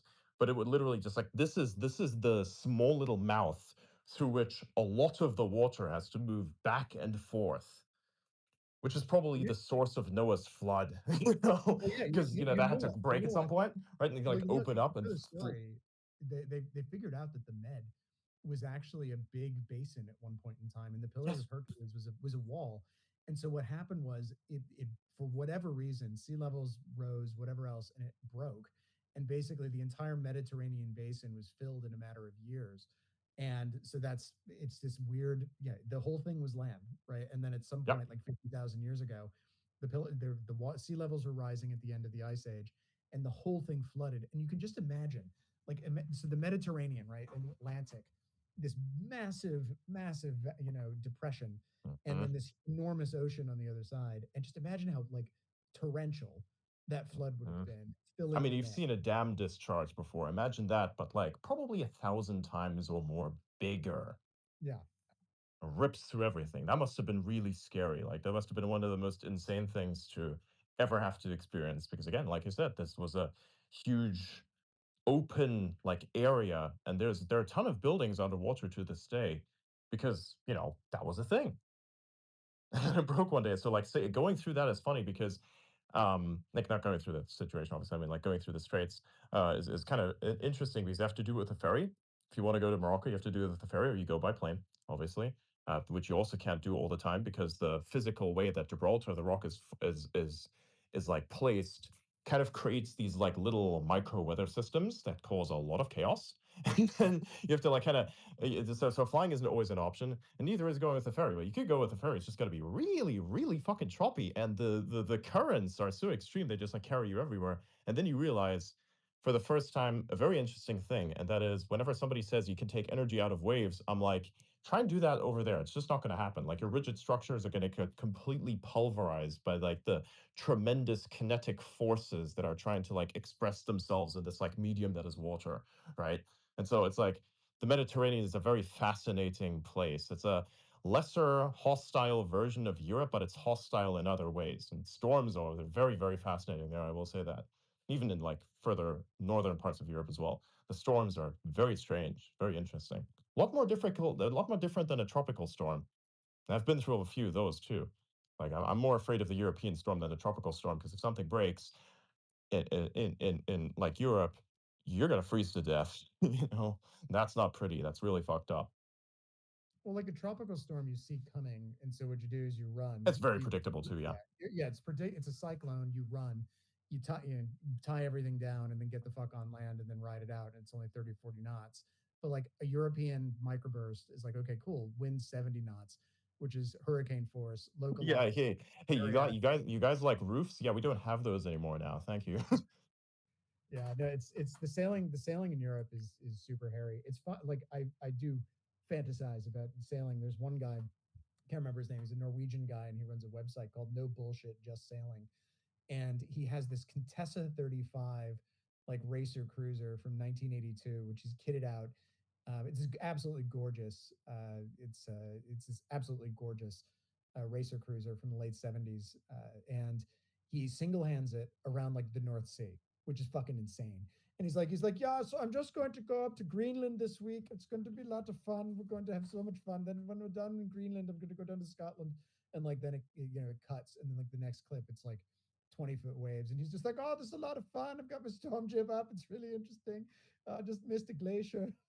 It's an iceberg, and it's just like the shit that some of these people do, these sailors, is just it's totally wild, and they just hop around. They're just like going around the North Sea, dodging like oil platforms, and like going and visiting Scottish villages in the Hebrides, just like doing whatever and making money from YouTube ad fees. And it's just it's so cool. Yeah, It's so cool. doing something they love. I mean, that's amazing. It's kind of like you know the Outdoor Boys. You know that YouTube channel. Recently, I do kind of not. shut down, which is unfortunate, right? What do they do? I don't think the wife basically didn't like all of the attention and kind of made him shut it down. Oh, I heard about that, but I've never seen it. Yeah. I mean, but it's still really good content. The content's still there, but it is really amazing to like, see a human be a human, like, in extreme environments. That's another one of those things that is very appealing and very good for media is to see humans being human. Like these engagements here, um, for instance, like, between you and me, these would be largely intellectual engagements. We're very few and far between, meant for only the few, right? And heard by fewer still in some ways as well, right? But this is like a different version of humanity. This is like the Plato and like these are all the philosophers, right? But we're not even precise enough to be that yet. If we wanted to be philosophers, we're kind of close to it. We just need even more determinism and more precision and more compression of the data that we have and be somewhat poetic about it to mainstream it, right? Which is what I do with the posts. Um, but like to see humans beat something like adverse weather conditions or like even sailing in that sense is very much so similar. That is really cool. Kind of reminds you that you are in fact the super capable machine that has existed for probably more than hundreds of thousands of years and has like made it through, and now you're here. It's pretty cool. And that's I Very mean good that's for why media. that's why I like sailing, because for me it's that like so when I picked up this boat 2 months ago, it was in Stonington, which is about 60-50 miles from where I am. And so we had to get through. So we had to get out of this thing. There's this thing called the Race, which is where the Long Island Sound meets the Atlantic Ocean, and it's super tidally fucked up. And then there's a bunch of rivers, so it's choppy as hell and screwed up. And so I was just like, okay, it was this really fun thing. I was like, okay, I'm in Stonington. I have to get to Madison, which is where I live. As public information, it's all available. I don't really care. But I was like, all right, so what I've got to do is I've got to get 50 miles, and we've got to plan it so that we can do this thunder run and the tides and all this other crap and whatever. And I've never done something like that before, because I usually just like sailed around my hometown. It was like whatever, did raced around buoys and shit. And we actually managed to pull it off, which was pretty awesome. And so when you do that sort of thing, it like we almost pulled it off. I made it to one town away, and then the wind died, and I was 2 miles offshore with my wife's father as my crew member, and then the engine died and wouldn't work, and so we had to get towed.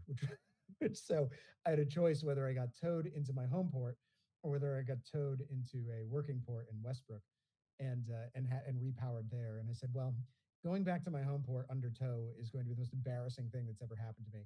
So we'll go somewhere else, and I'll finish this in a couple of days. But like I'd never done anything like that before. I was like, this is either the dumbest thing I've ever done or the best. And like when you do it, it's like, oh cool. Like now I have like a new like I have a new I've just unlocked a new ability. I can like go do long distance sailing, and like it's not a problem. And I don't know, it's fun to do. I think a lot of people are there's so much to do online now that we're seeing a lot less of sailing and things like that. The heyday of sailing was in the 70s, in the United States. That was when everyone was doing it. It was cool, like golf or something like that. And now I think a lot of that attention and effort is focused on either content creation or video games or other stuff. And so you don't tend to a lot of the sailors that you see are 60 and up or 55 and up, and you don't and there's some in the sort of 30 to 45 range, although it's an expensive hobby, so you don't see that many people. And what you're seeing now is back like 20 years ago, there were lots of kids doing sailing, and now there just aren't so many because I suspect they're distracted by other things. But like it's so valuable and so cool when you can figure out how to basically windsurf, right? It's windsurf a fucking giant fiberglass canoe, like halfway across an American state in a day. Like it's such a cool thing, and I think more people should do it. And I don't know, maybe with AI, rendering laptop jobs stupid again, people will figure out that they can do cool stuff like that because the AI will handle the business. I don't know. Yeah.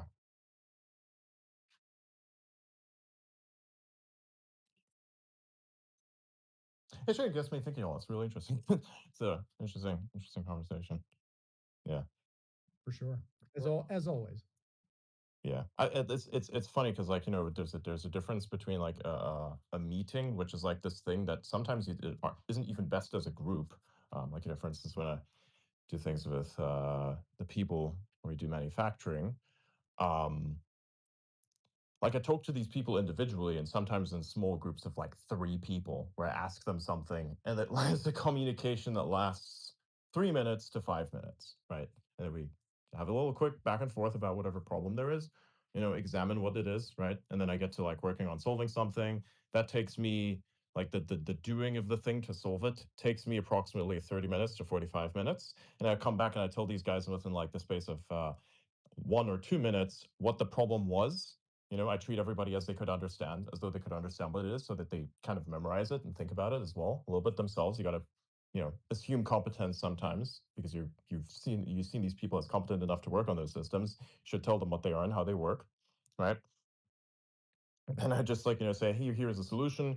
Here's why it is a solution. And here's what was wrong. There you go. It's working now. And then you go ahead and do something else. Chats such as these here, this is more like a alignment chat, if anything, right? Like so, for instance, if you do it in a professional setting, you test alignment, to see if everything's still on check or to realign yourself, and then you just kind of move beyond that and you do other things as well, right? So but these discussions are more like a show, but also an alignment chat at the same time, where you're trying to not necessarily align one another but gauge each other's alignment to a specific thing, right? I mean, I think alignment. I like having alignment chats. I like having alignment chats because it's Oh, clearly. interesting, particularly when you talk to people who have as a lawyer, there's a very limited set of skill sets that you do. I'm really fortunate that the CEO of Arkham, a guy named Miguel Morel, he's the guy's 26 or 27 years old, like sharp as a tack. Like just you talk to him and you just there's more experience. He's got more experience than in his very shorter years than a lot of other people. Practically, the guy's got the mandate of heaven. He's just so sharp, and it's always interesting because you come away from the conversations as an attorney, right, understanding a lot more about business, about where his mind is and other things, and it's fun to come into alignment with that. It's fun to like say, okay, cool. I don't know what's going on here. How do I bring, because that's, as lawyers, you don't really lawyers don't really align. They don't have strategic alignment chats. You have strategic alignment chats with people who do something else, right? And you're trying to map your skill set to what they're trying to do, and make sure that everybody's thinking in the same way. So I do enjoy figuring out with all kinds of people who aren't attorneys, because if you talk to lawyers all day, you sit there and talk about procedure all the time. It gets Mm-hmm. really boring. But Yeah. this group is cool because I love like Suraj or Bly's or Auda talking about totally random different things that I have no idea about. And that's why I keep Mm. coming back, right? Because you get to hear all these interesting things and discover like whether what you think about something you hadn't thought about before. So yeah, it's always nice to pop in here. I never do. I think the conversations that we've had, I think we did one in June, and that was about 3 hours long.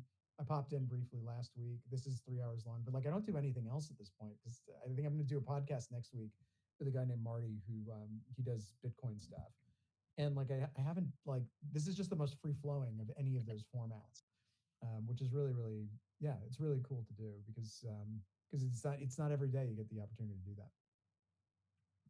It's true. Yeah. It's also nice to kind of like, have some time again. And I've been like, working on trying to reintroduce quality back into the system, which is also one of the reasons why I decreased activity initially. Because I remember I used to have these spaces, the conversation, every single day for a very long period of time. It'd have like eight, I remember that. 6 hour conversations. Like it was a huge thing. And I saw it as necessary at the time because I wanted to just gain more of a platform, which was exactly what ended up happening because because of the fact that I was always online, terminally online even, and I did these conversations. I was recognized in certain spaces, and I was able to come in and like start off this like whole chain reaction of things that eventually led to my doxing and all this stuff. It was really funny, man. And so now we kind of go to the oh shit, we also have a ton of work thing, and we need to kind of condense time a little bit more. I came back from where I was at because I like took a 2 week break and did things. And I came back. I was like, hey man, we have to condense quality into like a weekly segment that lasts for less than 8 hours, right? Maybe five, if at all. So like, and I think it's better in a sense because not everybody has time to show up every single day, and it's also way too demanding of a mind to do that. Like I do streaming, which is just video games, so it's not as much output for me, but this is like input and output and reaction to input as well, which requires a lot of mental energy. It's best reserved for like a once a week thing, basically. I mean, I think for me, it's that's actually, I mean, if I had to do something like this once a week would be a good cadence because there's so much like quiet, like consumption of written material that's Yeah. involved in like you just got to like particularly on the free speech stuff and the policy stuff, it's all written, right? You've got to see Mm. who's doing what, which organizations are taking which positions, and then you got to read, get some time to do independent reading, do legal research, all this stuff. So yeah, no, it's definitely you have to. It's hard to carve out the time to read. I feel sorry for actually lawyers who are in private practice because the demands on their time are so considerable, and it so requires like absolute focus on like random stuff that I found that when I was doing it, you just don't get it. Like you get really boring if you stay in a law firm too long because you get home at the end of the day, you get home at 11 o'clock, 11:30 at night, and then like the last thing you want to do is go open an interesting book because you've literally been reading since 8 in the morning. It's just absolutely the pits. But like, yeah, there's a danger. And one thing with the 4chan, um, the 4chan stuff that we've talked about, I haven't really done a whole lot of pod. This is the only place I've really been talking about it in a public setting. So like there have been opportunities to. When it's first started, I did a couple of TV appearances, a couple of podcasts, and then shut the fuck up because two things. One, like we had a strategy, and I didn't want to actually let on what we were doing, which I still kind of haven't done. And two, like you don't want to be running around and like that's your only like that's kind of the running around and being like, hey, this is what I'm doing. Look at this thing I did. Look at this thing I did. Like, isn't it great? It's like, okay, I want to save that for a particular audience. And like, if I'm going to go be seen on British television again, like it has to be about something else. Like I've done one and like I don't want to do another one. So it's kind of like this has been fun to talk through and get sense checks on the like the state of the war as it's being as other people view it, because otherwise you don't there aren't a lot of there's a lot of risk and danger in doing live appearances. Like so LBC reached out and they asked me to do one. BBC, it was I can't remember the name of the journalist, but she was the one that ripped Seb Gorka's head off a couple of months ago about something Trump related, and they wanted to talk. It was Radio 4, and they wanted to talk to us. And I was like, no, this is like this is not the right forum. So it's been nice to actually be able to have a conversation about it because otherwise, there's not a lot. There aren't a lot of places where you can go out, talk about free speech issues, have people who are receptive to them, right, and then and aren't interested in just having an argument with you about it, but are actually have their own positions. And so you can kind of import those positions into your own way of thinking and then go, what I'm going to do, I'll probably go to sleep. This whole conversation will get processed. It'll go into memory and I'll probably be thinking about it for another week, right? Yeah. At least. And the things that are the two-way communication is going to get processed, and it's particularly the mimetic stuff, right? Like I haven't mentioned that to anybody other than this. So that's, but I think it was pretty obvious what I was trying to do. I think some people gave me a lot of shit because they're like, well, this complaint was written for Twitter. It wasn't written for a courtroom. No, it was written for a courtroom.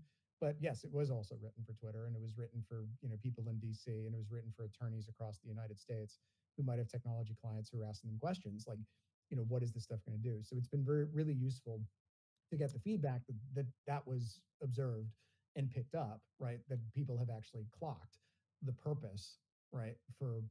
And also the timing, right? Like we filed that complaint very promptly, and we did it before Donald Trump went to the state visit for the United Kingdom. And Nice. we could have waited. We could have waited longer. We could have done something else, but we didn't. Like there was a particular moment in time where the things that were said needed to be said. So it's really actually reassuring to see that people picked up what I was putting down. Yeah. And yeah, it'll certainly inform my thinking going forward. As the filings are pretty dry from here on out. But what goes on behind the scenes of the filings, how you think about them, is obviously something which is more complex. And what you say with a court filing, there are multiple meanings, right? There's what it says, right, and then there's what it really says. And I'm reassured to see there have been various places where I've seen that people have read between the lines on some things we've wanted to say, where we've said it very dryly in a filing, but there's been people have drawn the correct conclusions from those dry filings. So it's been cool having this conversation and getting some validation for the strategy, and also just being able to this community. I follow a lot of you guys on X. I've had the pleasure of having conversations with a bunch of you via DM. You know who you are at various phases, and so it'll be cool as this progresses, and this issue of free speech in the United Kingdom and in Europe in particular, right? As that Mm. issue evolves, we're going to get to check back in and say, okay, like remember where we were a year ago, right? Yeah. Where were we a year ago, and how can we measure progress, and then what lessons can we Yeah. learn, right, from the progress that we've made, as a movement and as a community that's been focused on this particular question. And what then lessons can we draw for our own personal lives as we see, right, this one very active living process. And I think the free speech thing is one where, because the UK is just as hot as it is politically, everyone's really animated. I haven't seen them this politically animated. I mean, if you talk to in the 70s, right, the difference between Labor and the Conservatives was like 200 bips on GDP, on government expenditure as a component of GDP, right? That was the range of acceptable debate. And now it's very much like it's either we're going to become a socialist people's republic, or it's the end of the nation, or we're going to have national renewal, and we're going to raise William the Conqueror from his grave, and various other things. So it's a very interesting time for them, and I think that and I think it's going to happen from a week to week perspective. I don't think you'll be able to notice, but year to year, I think the changes are going to be extremely noticeable. And so I'm happy to share as a participant in that process. It's going to be very fun to share that intelligence and with all of you, and help all of us make sense of that. And also once as we see that, I think they're just lessons you can have from everyday life. Like, okay, well, this cool weird macro process, but there's all kinds of micro stuff going on Yeah. behind it. It's not often that you get to see, right, how the sausage is made, because this format just didn't exist until recently. Yeah, that is true. It's also a fun little progress tracker, like what you said, right? Because right now at this point, I see something that's very disruptive. That I'm doing something that's actually kind of unpopular. Everybody today is somewhat expected to be political. I think it is one of the most political times in recent memory, right? Everybody's got to stand for something or whatnot. And I've taken this choice to kind of remove myself from politics and remove politics out of my environments because I'm tired of it and I just can't fucking stand it. I just can't do it anymore. So like conversations like these are rare, and I think not many will be paying attention to it. But I think there's a decent number here. It's a nice it's a nice Saturday in the U.S. and a lot of people are listening to this right now. Not thousands. Maybe one day there will be thousands. I'd hope there'd be thousands, right? Because that would show that the shift is successfully returning to something of a normal time, something that is more focused on utility as opposed to meme wars, right? Because at some point, it has to become exhausting, right? And that is how empires fail. They don't necessarily fail because they have shit laws. They fail because they have exhaustion, right? They're tired. Um, I mean, I, I wonder if the pace of technological change, I presume most of the guys up on the speaker panel, guys and gals on the speaker panel, are familiar with Ray Kurzweil, and like you can definitely the singularity and exponential technological change, and that's happening, right? It's happening, and it's happening in a way that's noticeable if you know what to look for. So, in Japan, it looks like they figured out how to regrow teeth, for example. Like, it's just like we're living in an age of miracles. And AIs are now independently making mathematical and scientific discoveries on, pure math and protein folding and things like that. And so, like, you're seeing the ripples, right, on top of the surface of something very, very big that's coming underneath. And like the politics is just such a distraction, but I wonder if at some point the tech is just going to be so incredible that everyone's going to marvel with with mouths agape and open eyes. They're just going to be sitting there marveling at the pace of exponential change, and whether that's going to just totally rewrite the Right, playbook but the because it's problem is the problem is there's still the mimetic capture aspect, just like what happened with entertainment. That also is in the technology sector. Like, say for instance, there's an open source browser, right? Called Ladybird. That's a real thing, by the way. And you have, say, Cloudflare donating to these people money so that they can run their thing because open source is very, very important. And then activists come in and go, oh, they're donating to Nazis. And the problem is these people are working at the foundational aspects of software. Like, even in Rust, there's a huge problem, right? Where people are very ideological, and it sucks because the whole thing is amazing. It is a cool thing to be using. And but then same thing with Linux, where like PewDiePie, who is seen as racist for some reason, that guy, when he started using Linux himself, a lot of the people who follow PewDiePie, like subscribe to PewDiePie, on YouTube, then went into Linux as well, and there was a huge influx. And the people who run Linux wanted to protest by somehow figuring out a way to get these people out of Linux's environment as much as that's possible because they thought they thought it was a political thing. It's like, and they say that technology is political. I largely agree with that to a certain extent, right? But I don't agree that technology needs to be limited because of whatever politics you believe in, or access to technology should be limited necessarily depending on what politics you believe in or you think you believe in. I think that if we wanted to interact with certain types of systems, we should kind of remove the politics from it because that's the only thing that's actually harmful, right? You don't think that the human initially is harmful. You just think that their opinions are harmful. So instead of thinking about their opinions, just think about making your software better, right? Like, I would love to have a relationship with a lot of these people because I think that they're doing a tremendous amount of good work.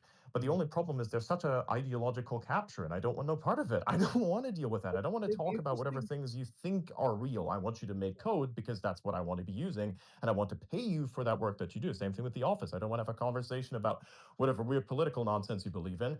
You are hired for a very specific task, and you're going to complete that task for the money that it is that you are then eventually owed for the completion of that task. Right? Yeah. That's how it should be, and that there should be no difference to that. That's how things should be, and that's how they should remain. And so that is problematic. That's why I want to remove politics from a lot of stuff, because I simply think that it has no place, and that we should instead think about more immediate issues. The immediate issues being, how do we build good things? Like, I just want to interact with somebody. Like, hey, let's imagine that you have somebody who's like like a person who does how do I say this? Let's say you have a Rust dev, right? And they're obviously trans, right? I don't think that that's a problem. I don't care about that. There's no issue with that, right? If they don't have a problem with me, I don't have a problem with them. Like, I just want to buy your product. I want to interact with your thing. I want to pay you to build a thing so that you can make the system work better. I want to pay you for that stuff. I don't care what you represent. Literally, you could do whatever the fuck you want. You can identify as a cat, put a tail up your ass. I really do not care. I don't think that that matters, right? You do whatever you want. It doesn't matter, right? You want to be a cat, you're a cat. Fine, I'll call you a fucking cat. I don't care. Can we do work? you know, that's my position on the thing. So I think if we remove I think this need for ideology, then all of a sudden we have actual progress and we can actually work together again for the first time in a very long time, I think. I think it's simply not practical to expect everyone to have the same opinions as we do, because we can simply work with anyone, even if they have different viewpoints. The fact of the matter is the output. Like, what are we producing? Can we produce something that's useful for humanity? Like, that's what open source is all about. Like, it's this amazing thing where anyone can work together and build amazing things. Even if you, I mean, people shouldn't care about like what's your opinion, where you come from. I don't think any of that should matter. All that matters is code, and code is the absolute truth at the end of the day. Like, I mean, it should have been the ground reality, but unfortunately, a lot of people uh, simply debate about things that doesn't really matter. Like, I mean, what matters is the users. Like, are you working on the Linux kernel? Are you working on amazing projects like the Ladybird or Chromium or anything, right? Well, what matters is the user having the best experience possible, or is it secure enough Independent of their so. political opinions too, right? Because Yeah.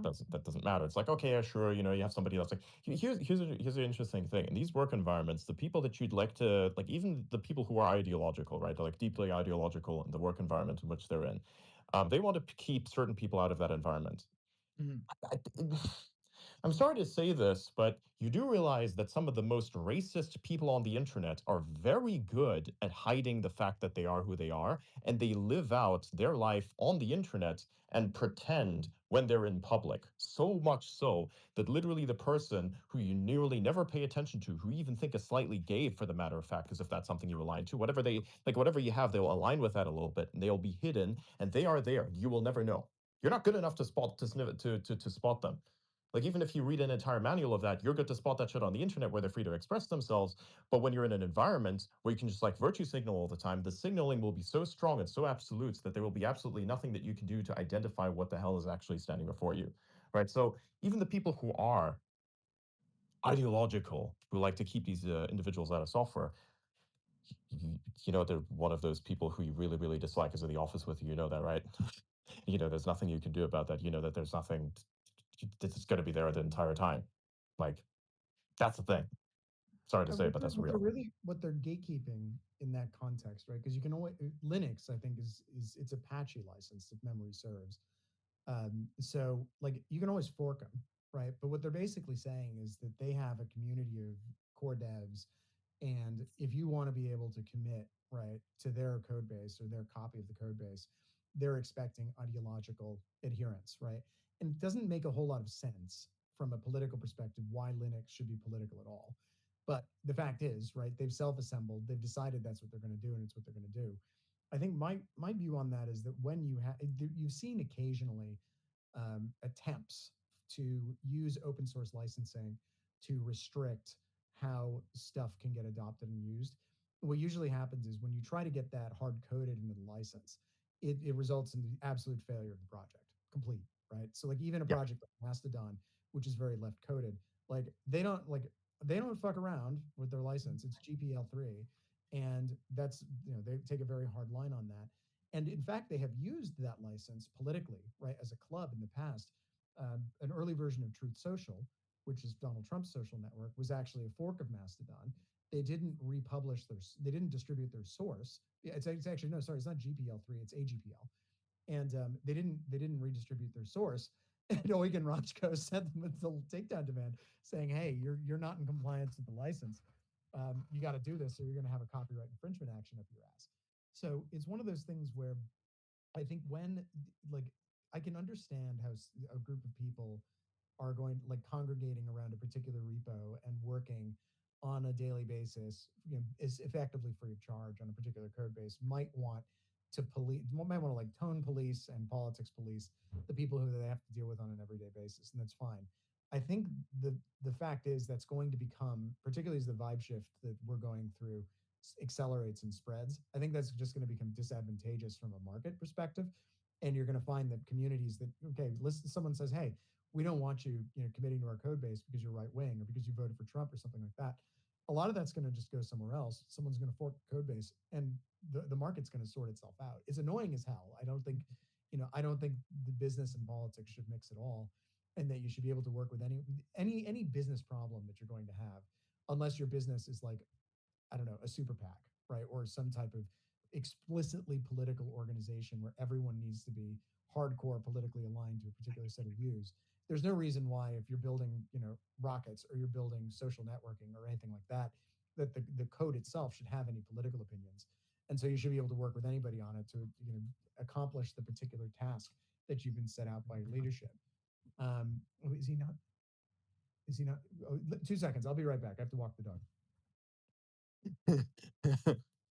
That's hilarious.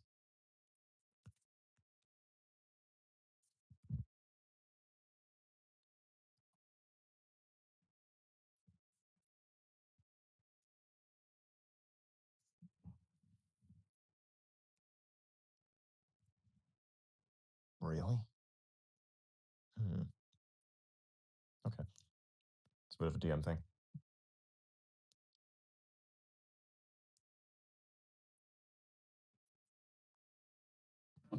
Anyway, I'm back. Sorry, it was a dog emergency. Dog emergency. But yeah, I don't know. It's one of those things where how to put it. I think the marketplace of ideas will wind up sorting it out. And it's kind of annoying to deal with now. And it was annoying to see it, but it was everywhere, right? Back in 2020, 2018, 2016.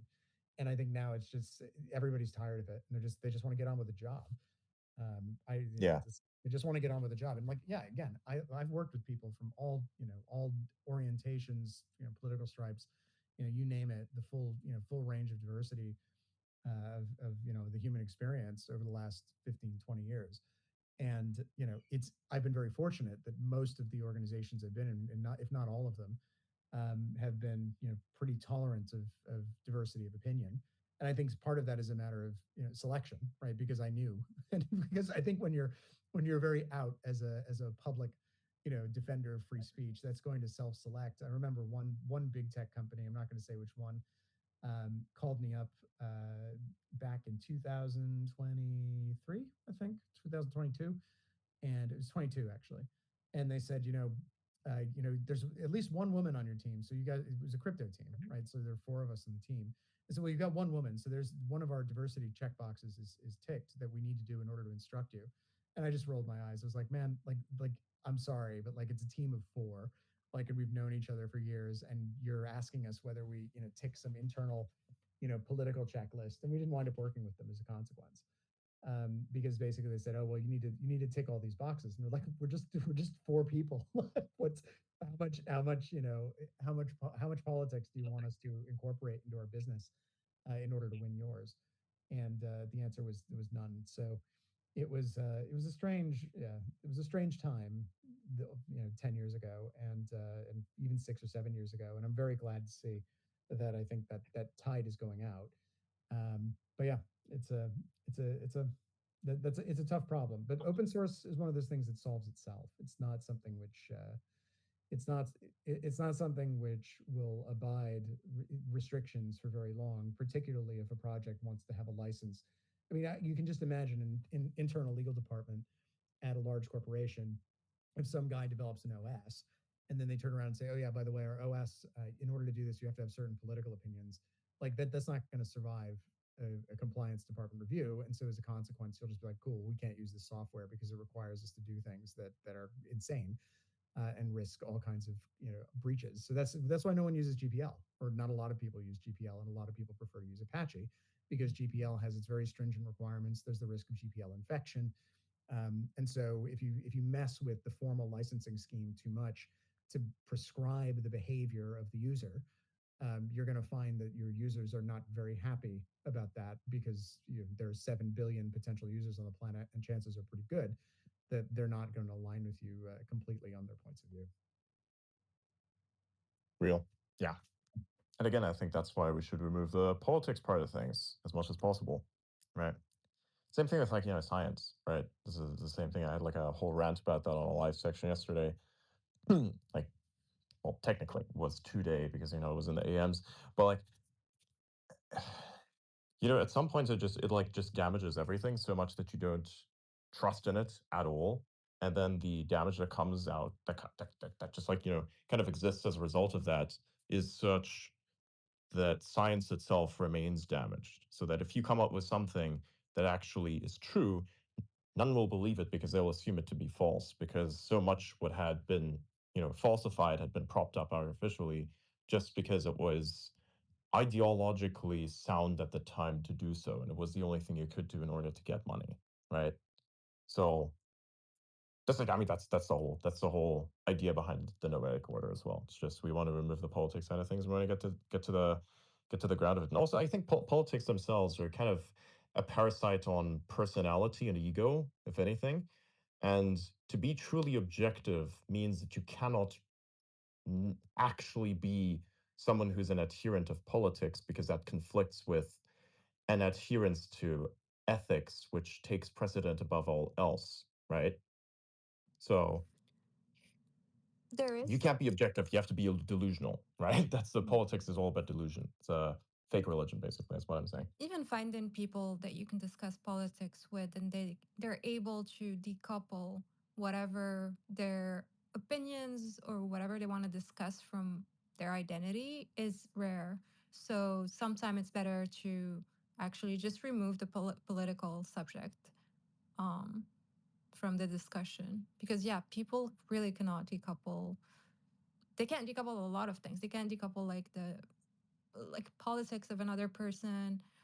they they can't discuss like the subject at hand without like making a whole opinion about the person or bringing their emotion to it. But yeah. I had this problem when I was teaching a class last year, and it was a crypto law class, and one of the students wrote in the end of year reviews, he gave me a bad review because apparently I said that like Donald Trump, if he were elected the president, would be good for the industry, which was true because he was a very pro crypto, pro tech president, and had come up with pro tech policies and was being advised by people I knew who were pro tech, right? And so as a consequence, you could reach the conclusion that if you're in tech or interested in representing people in tech, that his election was going to be beneficial. And like there were some students who just couldn't handle that because they were like, no, no, no, no, no, no. You said beneficial things. And it was like, no, no, I was trying to teach you like exactly what the consequence would be of a particular outcome of a political process in which you have a 1/300 millionth say, which is already predetermined based on where you live. So it's not something where it's not something where it's like a it's not something where you're supposed to make a value judgment on what you're being taught. It's something where there was a factual piece of factual information being communicated, and you decided to get offended by what the content of the fact. And so that's something where I stopped teaching, and I kind of don't regret it because there was a lot of that where you would try to communicate factual information or like crack a joke about some opinion you held, and someone would get offended by it and say, well, no, no, no, no, and they wouldn't be able to disaggregate the Yeah. they wouldn't be able to disaggregate the lesson, right, from their own personal points of view when in fact they were there to receive the lesson, right? So And they were completely missing the point. exactly, and it's such a like basic cognitive ability. This is just to not, but there is some sort of allergy to certain terms whenever you bring them up. The whole subject is just it's gone. It's almost that people throw. What's that saying when they say you throw the baby and the bathwater? And throw the baby out with the bathwater. Yep. Yeah, that's exactly what ends up Always happening. dislike that statements for its like stupidity, really, because I think it's all about the assessment of a defense mechanism. That's what it like really is about, right? Because you can tell people, for instance, I can tell you right now that purple isn't real, and you will go, "What?" Right? But if I told you that purple was an illusion, you'll consider it, right? You'll consider what I'm saying, because you understand that something is a reality. You say, for instance, that purple is a reality for you, but you also understand that illusions, misconceptions of reality that are a trick of perception, that is real also to you. You have to like turn that into something that is real for you. Because if you flat out deny someone's reality, they will not know what to do, because they cannot conceive of not only the absence of a thing, but also the negative of a thing, because that's not how we work. We're made out of energy. That doesn't like no, it does not exist for us from an information perspective. Like it does not. It's not possible. You literally wouldn't know that it's there. That's the point of zero, right? That's the point of zero in the head, where like literally there is nothing there. So because he can't do that, the defense mechanism says this person probably is trying to fuck me up because they're trying to break my brain. So instead of thinking about that, you just tell them it's an illusion because they know what an illusion is. They know that those things can exist, tricks of perception. And you say that when I mix red and blue and you put those together, perception doesn't understand how exactly to reconcile that both blue and both red is present here. So it just goes, instead of my head hurting, I'm just gonna like mush them together and go purple. That is very much so not real. If you like actually looked at purple, you will begin to notice that there is actually red and that there is some blue. And if you do it long enough, your brain actually feels really, really funny. I wouldn't recommend doing that. I'm just saying that that's something you could do. So if I now tell you purple is an illusion, you're more likely to accept that than when I say purple isn't real. Both those statements are equally true in some way, although there's like a disagreements with whatever precision is there. But still, there's an aversion because I don't think we have a style on how to approach people against their defense mechanisms, right? Like to say, for instance, hey, anything that starts with Donald Trump, instantly your heart rate goes up a little bit because you've been indoctrinated by the news to think that bro's a fascist, for instance, right? And whether or not he is a fascist, you can have a disagreement on that, doesn't matter. The fact of the matter is still you have a biological response to hearing bro's name. That's a Well, problem. yes, Right? I don't So if know you say, why look, that is a certain problem. policies, for instance, like I literally just told you because it's put into Yeah. your like perception filter. That's how like everything works. Because technically nothing is real. There's also no intuition. There's nothing. It's like literally all just a subconscious response to something that you've seen before and that you have like in you somewhere, right? So if I put stuff into you, then you're going to just like see these things that don't exist, right? It's all just illusions. So if I, for instance, were to go ahead and say, hey, we are in the crypto industry, we do these things, we do these things, we do these things. These policies suck. These policies suck. These policies suck. These policies are really good. These ones are really good. This has to be applied. This has to be applied. This has to be applied. And this thing over here will be applied by this person over there. You guys want to know who that person is. Unfortunately, for a lot of you, that's going to be this guy who we don't like so much, right?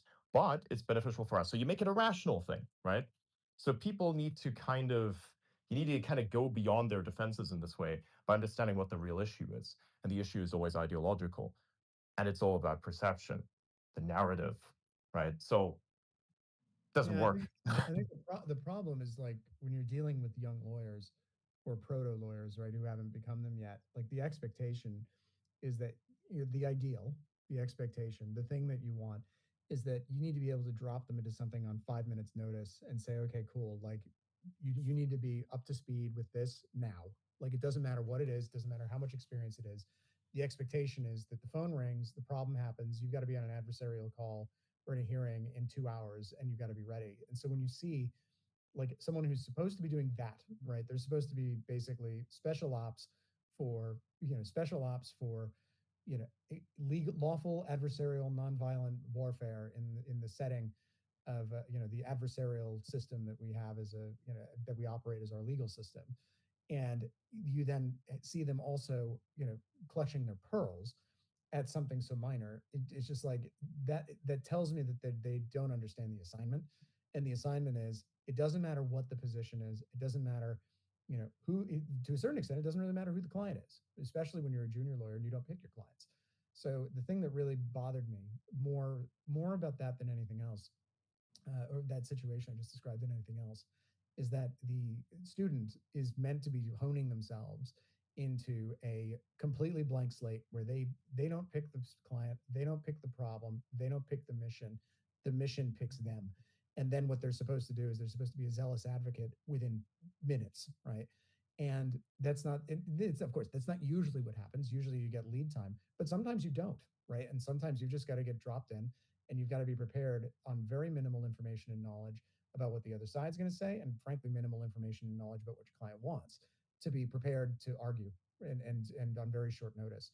And being unable to adapt to something where you have plenty of lead time and where there's a rational explanation and being able to get over yourself enough to understand like the reason you're there is so that you can become a more competent advocate in this particular domain, right? And that is what the skill set that you're trying to demonstrate. And by letting your own politics get in the way instead of saying, okay, no, this is the mission, and I'm supposed to, the mission is all that matters, right? And the client is the mission. it tells me that they just don't get it, and I'm worried Yeah. that yeah, I'm worried that that's yeah, I'm that worries me that the next generation of lawyers hasn't figured that out. Y- So Yeah, that's exactly it. This is like a basic skill, especially for a lawyer.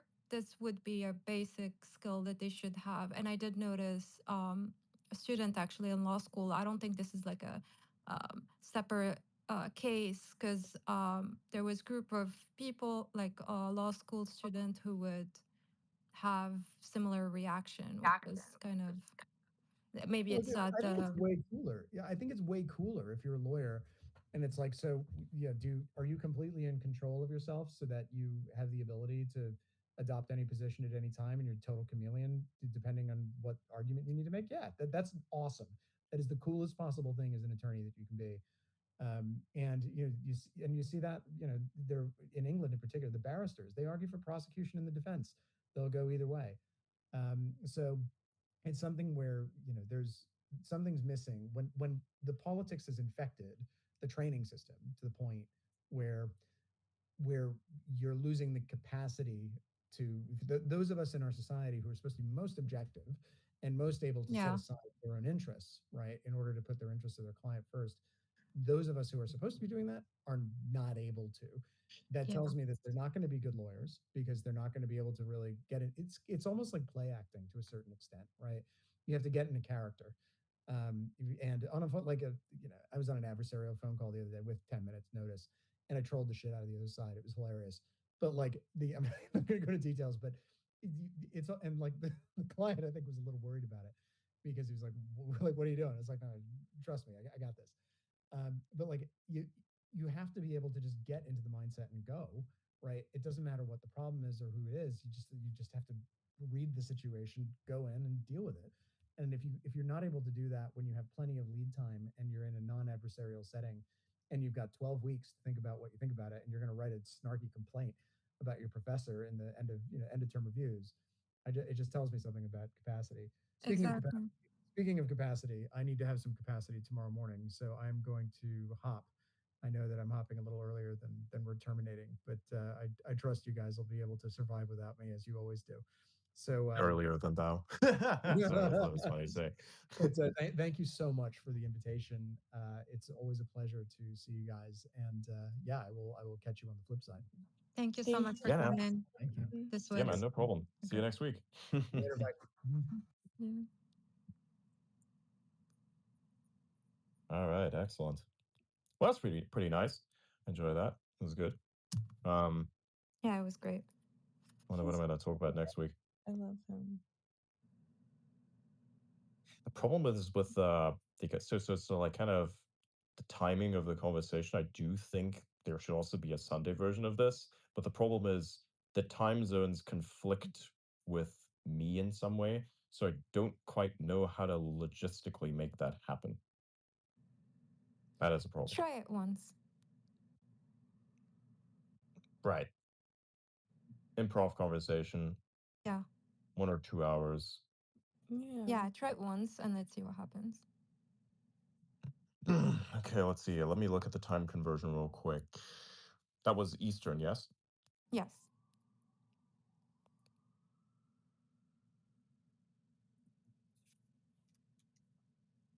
Oh God. Okay. Horrible. Maybe 3. Oh God. Yeah, three would make more sense. Yeah, but that damn bro, holy shit. I mean, it's roughly about. Eh, we'll see. We'll see if I make it for that because normally it takes me a bit to like lock in at that period of time. But yeah, probably do it. Okay, we'll see. We'll see. Steak and coffee, and you'll make it. Probably, but it's I know. For I now, know it's the going to time. be too early. occasional. You know, Mm. then we see I what happens. forget how dry one's own mouth gets when you speak like crazy. It's been a while, man. It's my job, so I'm like this all the time. That's why, as you say, my voice is always gone. Yeah, yeah. I mean, I used to do those a lot, so my voice can kind of like take a little bit, but man, has it been a while? Has And it you're been a getting while? over being sick. Yeah. Well, I mean, I'm out of that in its entirety. By the way, Blythe, what are you doing right now? Farming up maps, farming gold to buy maps. I bought like 10, so we have like some stock and everything Nice. like that. I So yeah, we're good. think, I think I'll go live in an hour. Right. Yep. That's what I'm gonna do. I'll go live in an hour and we'll play for a bit. Have some fun. Last night's stream performed very, very well. Of course, got a whole bunch of views on X as it usually does. Very good, very good. But I also got quite a few views on YouTube in comparison to some of the other lives that we normally have. So that is pretty good. We have on that one 312 views. That's the highest. That's the highest highest viewed live stream that we put out on YouTube at least. So that's pretty cool. Sick. Like that is epic. Yeah. Yeah, those streams have been performing quite well. Like the viewer count is nice in comparison to how much I have people that are subs. It should be a little more actually, but it's fine. It's a thing. We're trying to multi-platform, and there's only so much attention to go around. That is a thing. But yeah, X still of course remains as the primary. But we did have a lot of engagement coming in from YouTube. That was pretty good. Like I saw the chats. That was nice. So thanks for those who are there. And of course, those people on X who comment a bunch as well on the stream, so we can put things in there. So yeah, I think I'll be live streaming in about an hour. That's what we're going to be doing. I think I'll actually head off right now and just kind of like pre-chill a little bit, you know, Like, and then I'll. Oh, maybe like a I'm voice saying. chat pre-stream on Discord. Maybe a little bit, but I need a bit of time. So yeah, because I gotta do something. But yeah, I'll come in there and then we'll go live. We'll go live. Yeah, because I got something I need to do now. So yeah, give me a bit. I'll post a bit. Everybody stay hot on the line. And actually, if you'd like to, some of you can chill in the uh, advanced member section of Discord as well. Link is up at the top right there. Maybe also in general, depends on what you all are trying to do. But if you can be there and hold down the fort for about an hour or so, and then I'll be in to live stream if that's something you can do. Sounds good. Bye, guys. Have a good night. All right, everybody, make sure to join the server above. It's pretty cool. Lots of fun there. Very controlled environment, very neat, very clean, very high signal. Something you definitely want to be a part of. Yes, and so much yoga. Exactly, that too. The link is All right, pinned. guys, make sure to join. The link is pinned, right? Yeah, Yeah, the link the is pinned up at the top. Make sure to click that and join. And I shall see you there in about an hour. I guess some of the speakers on here are going to be there. We'll see whom. And yeah, pre-chill with them until I've arrived. All right, everybody. See ya. Bye. Thanks, Adrian. Thanks, everyone. Bye bye.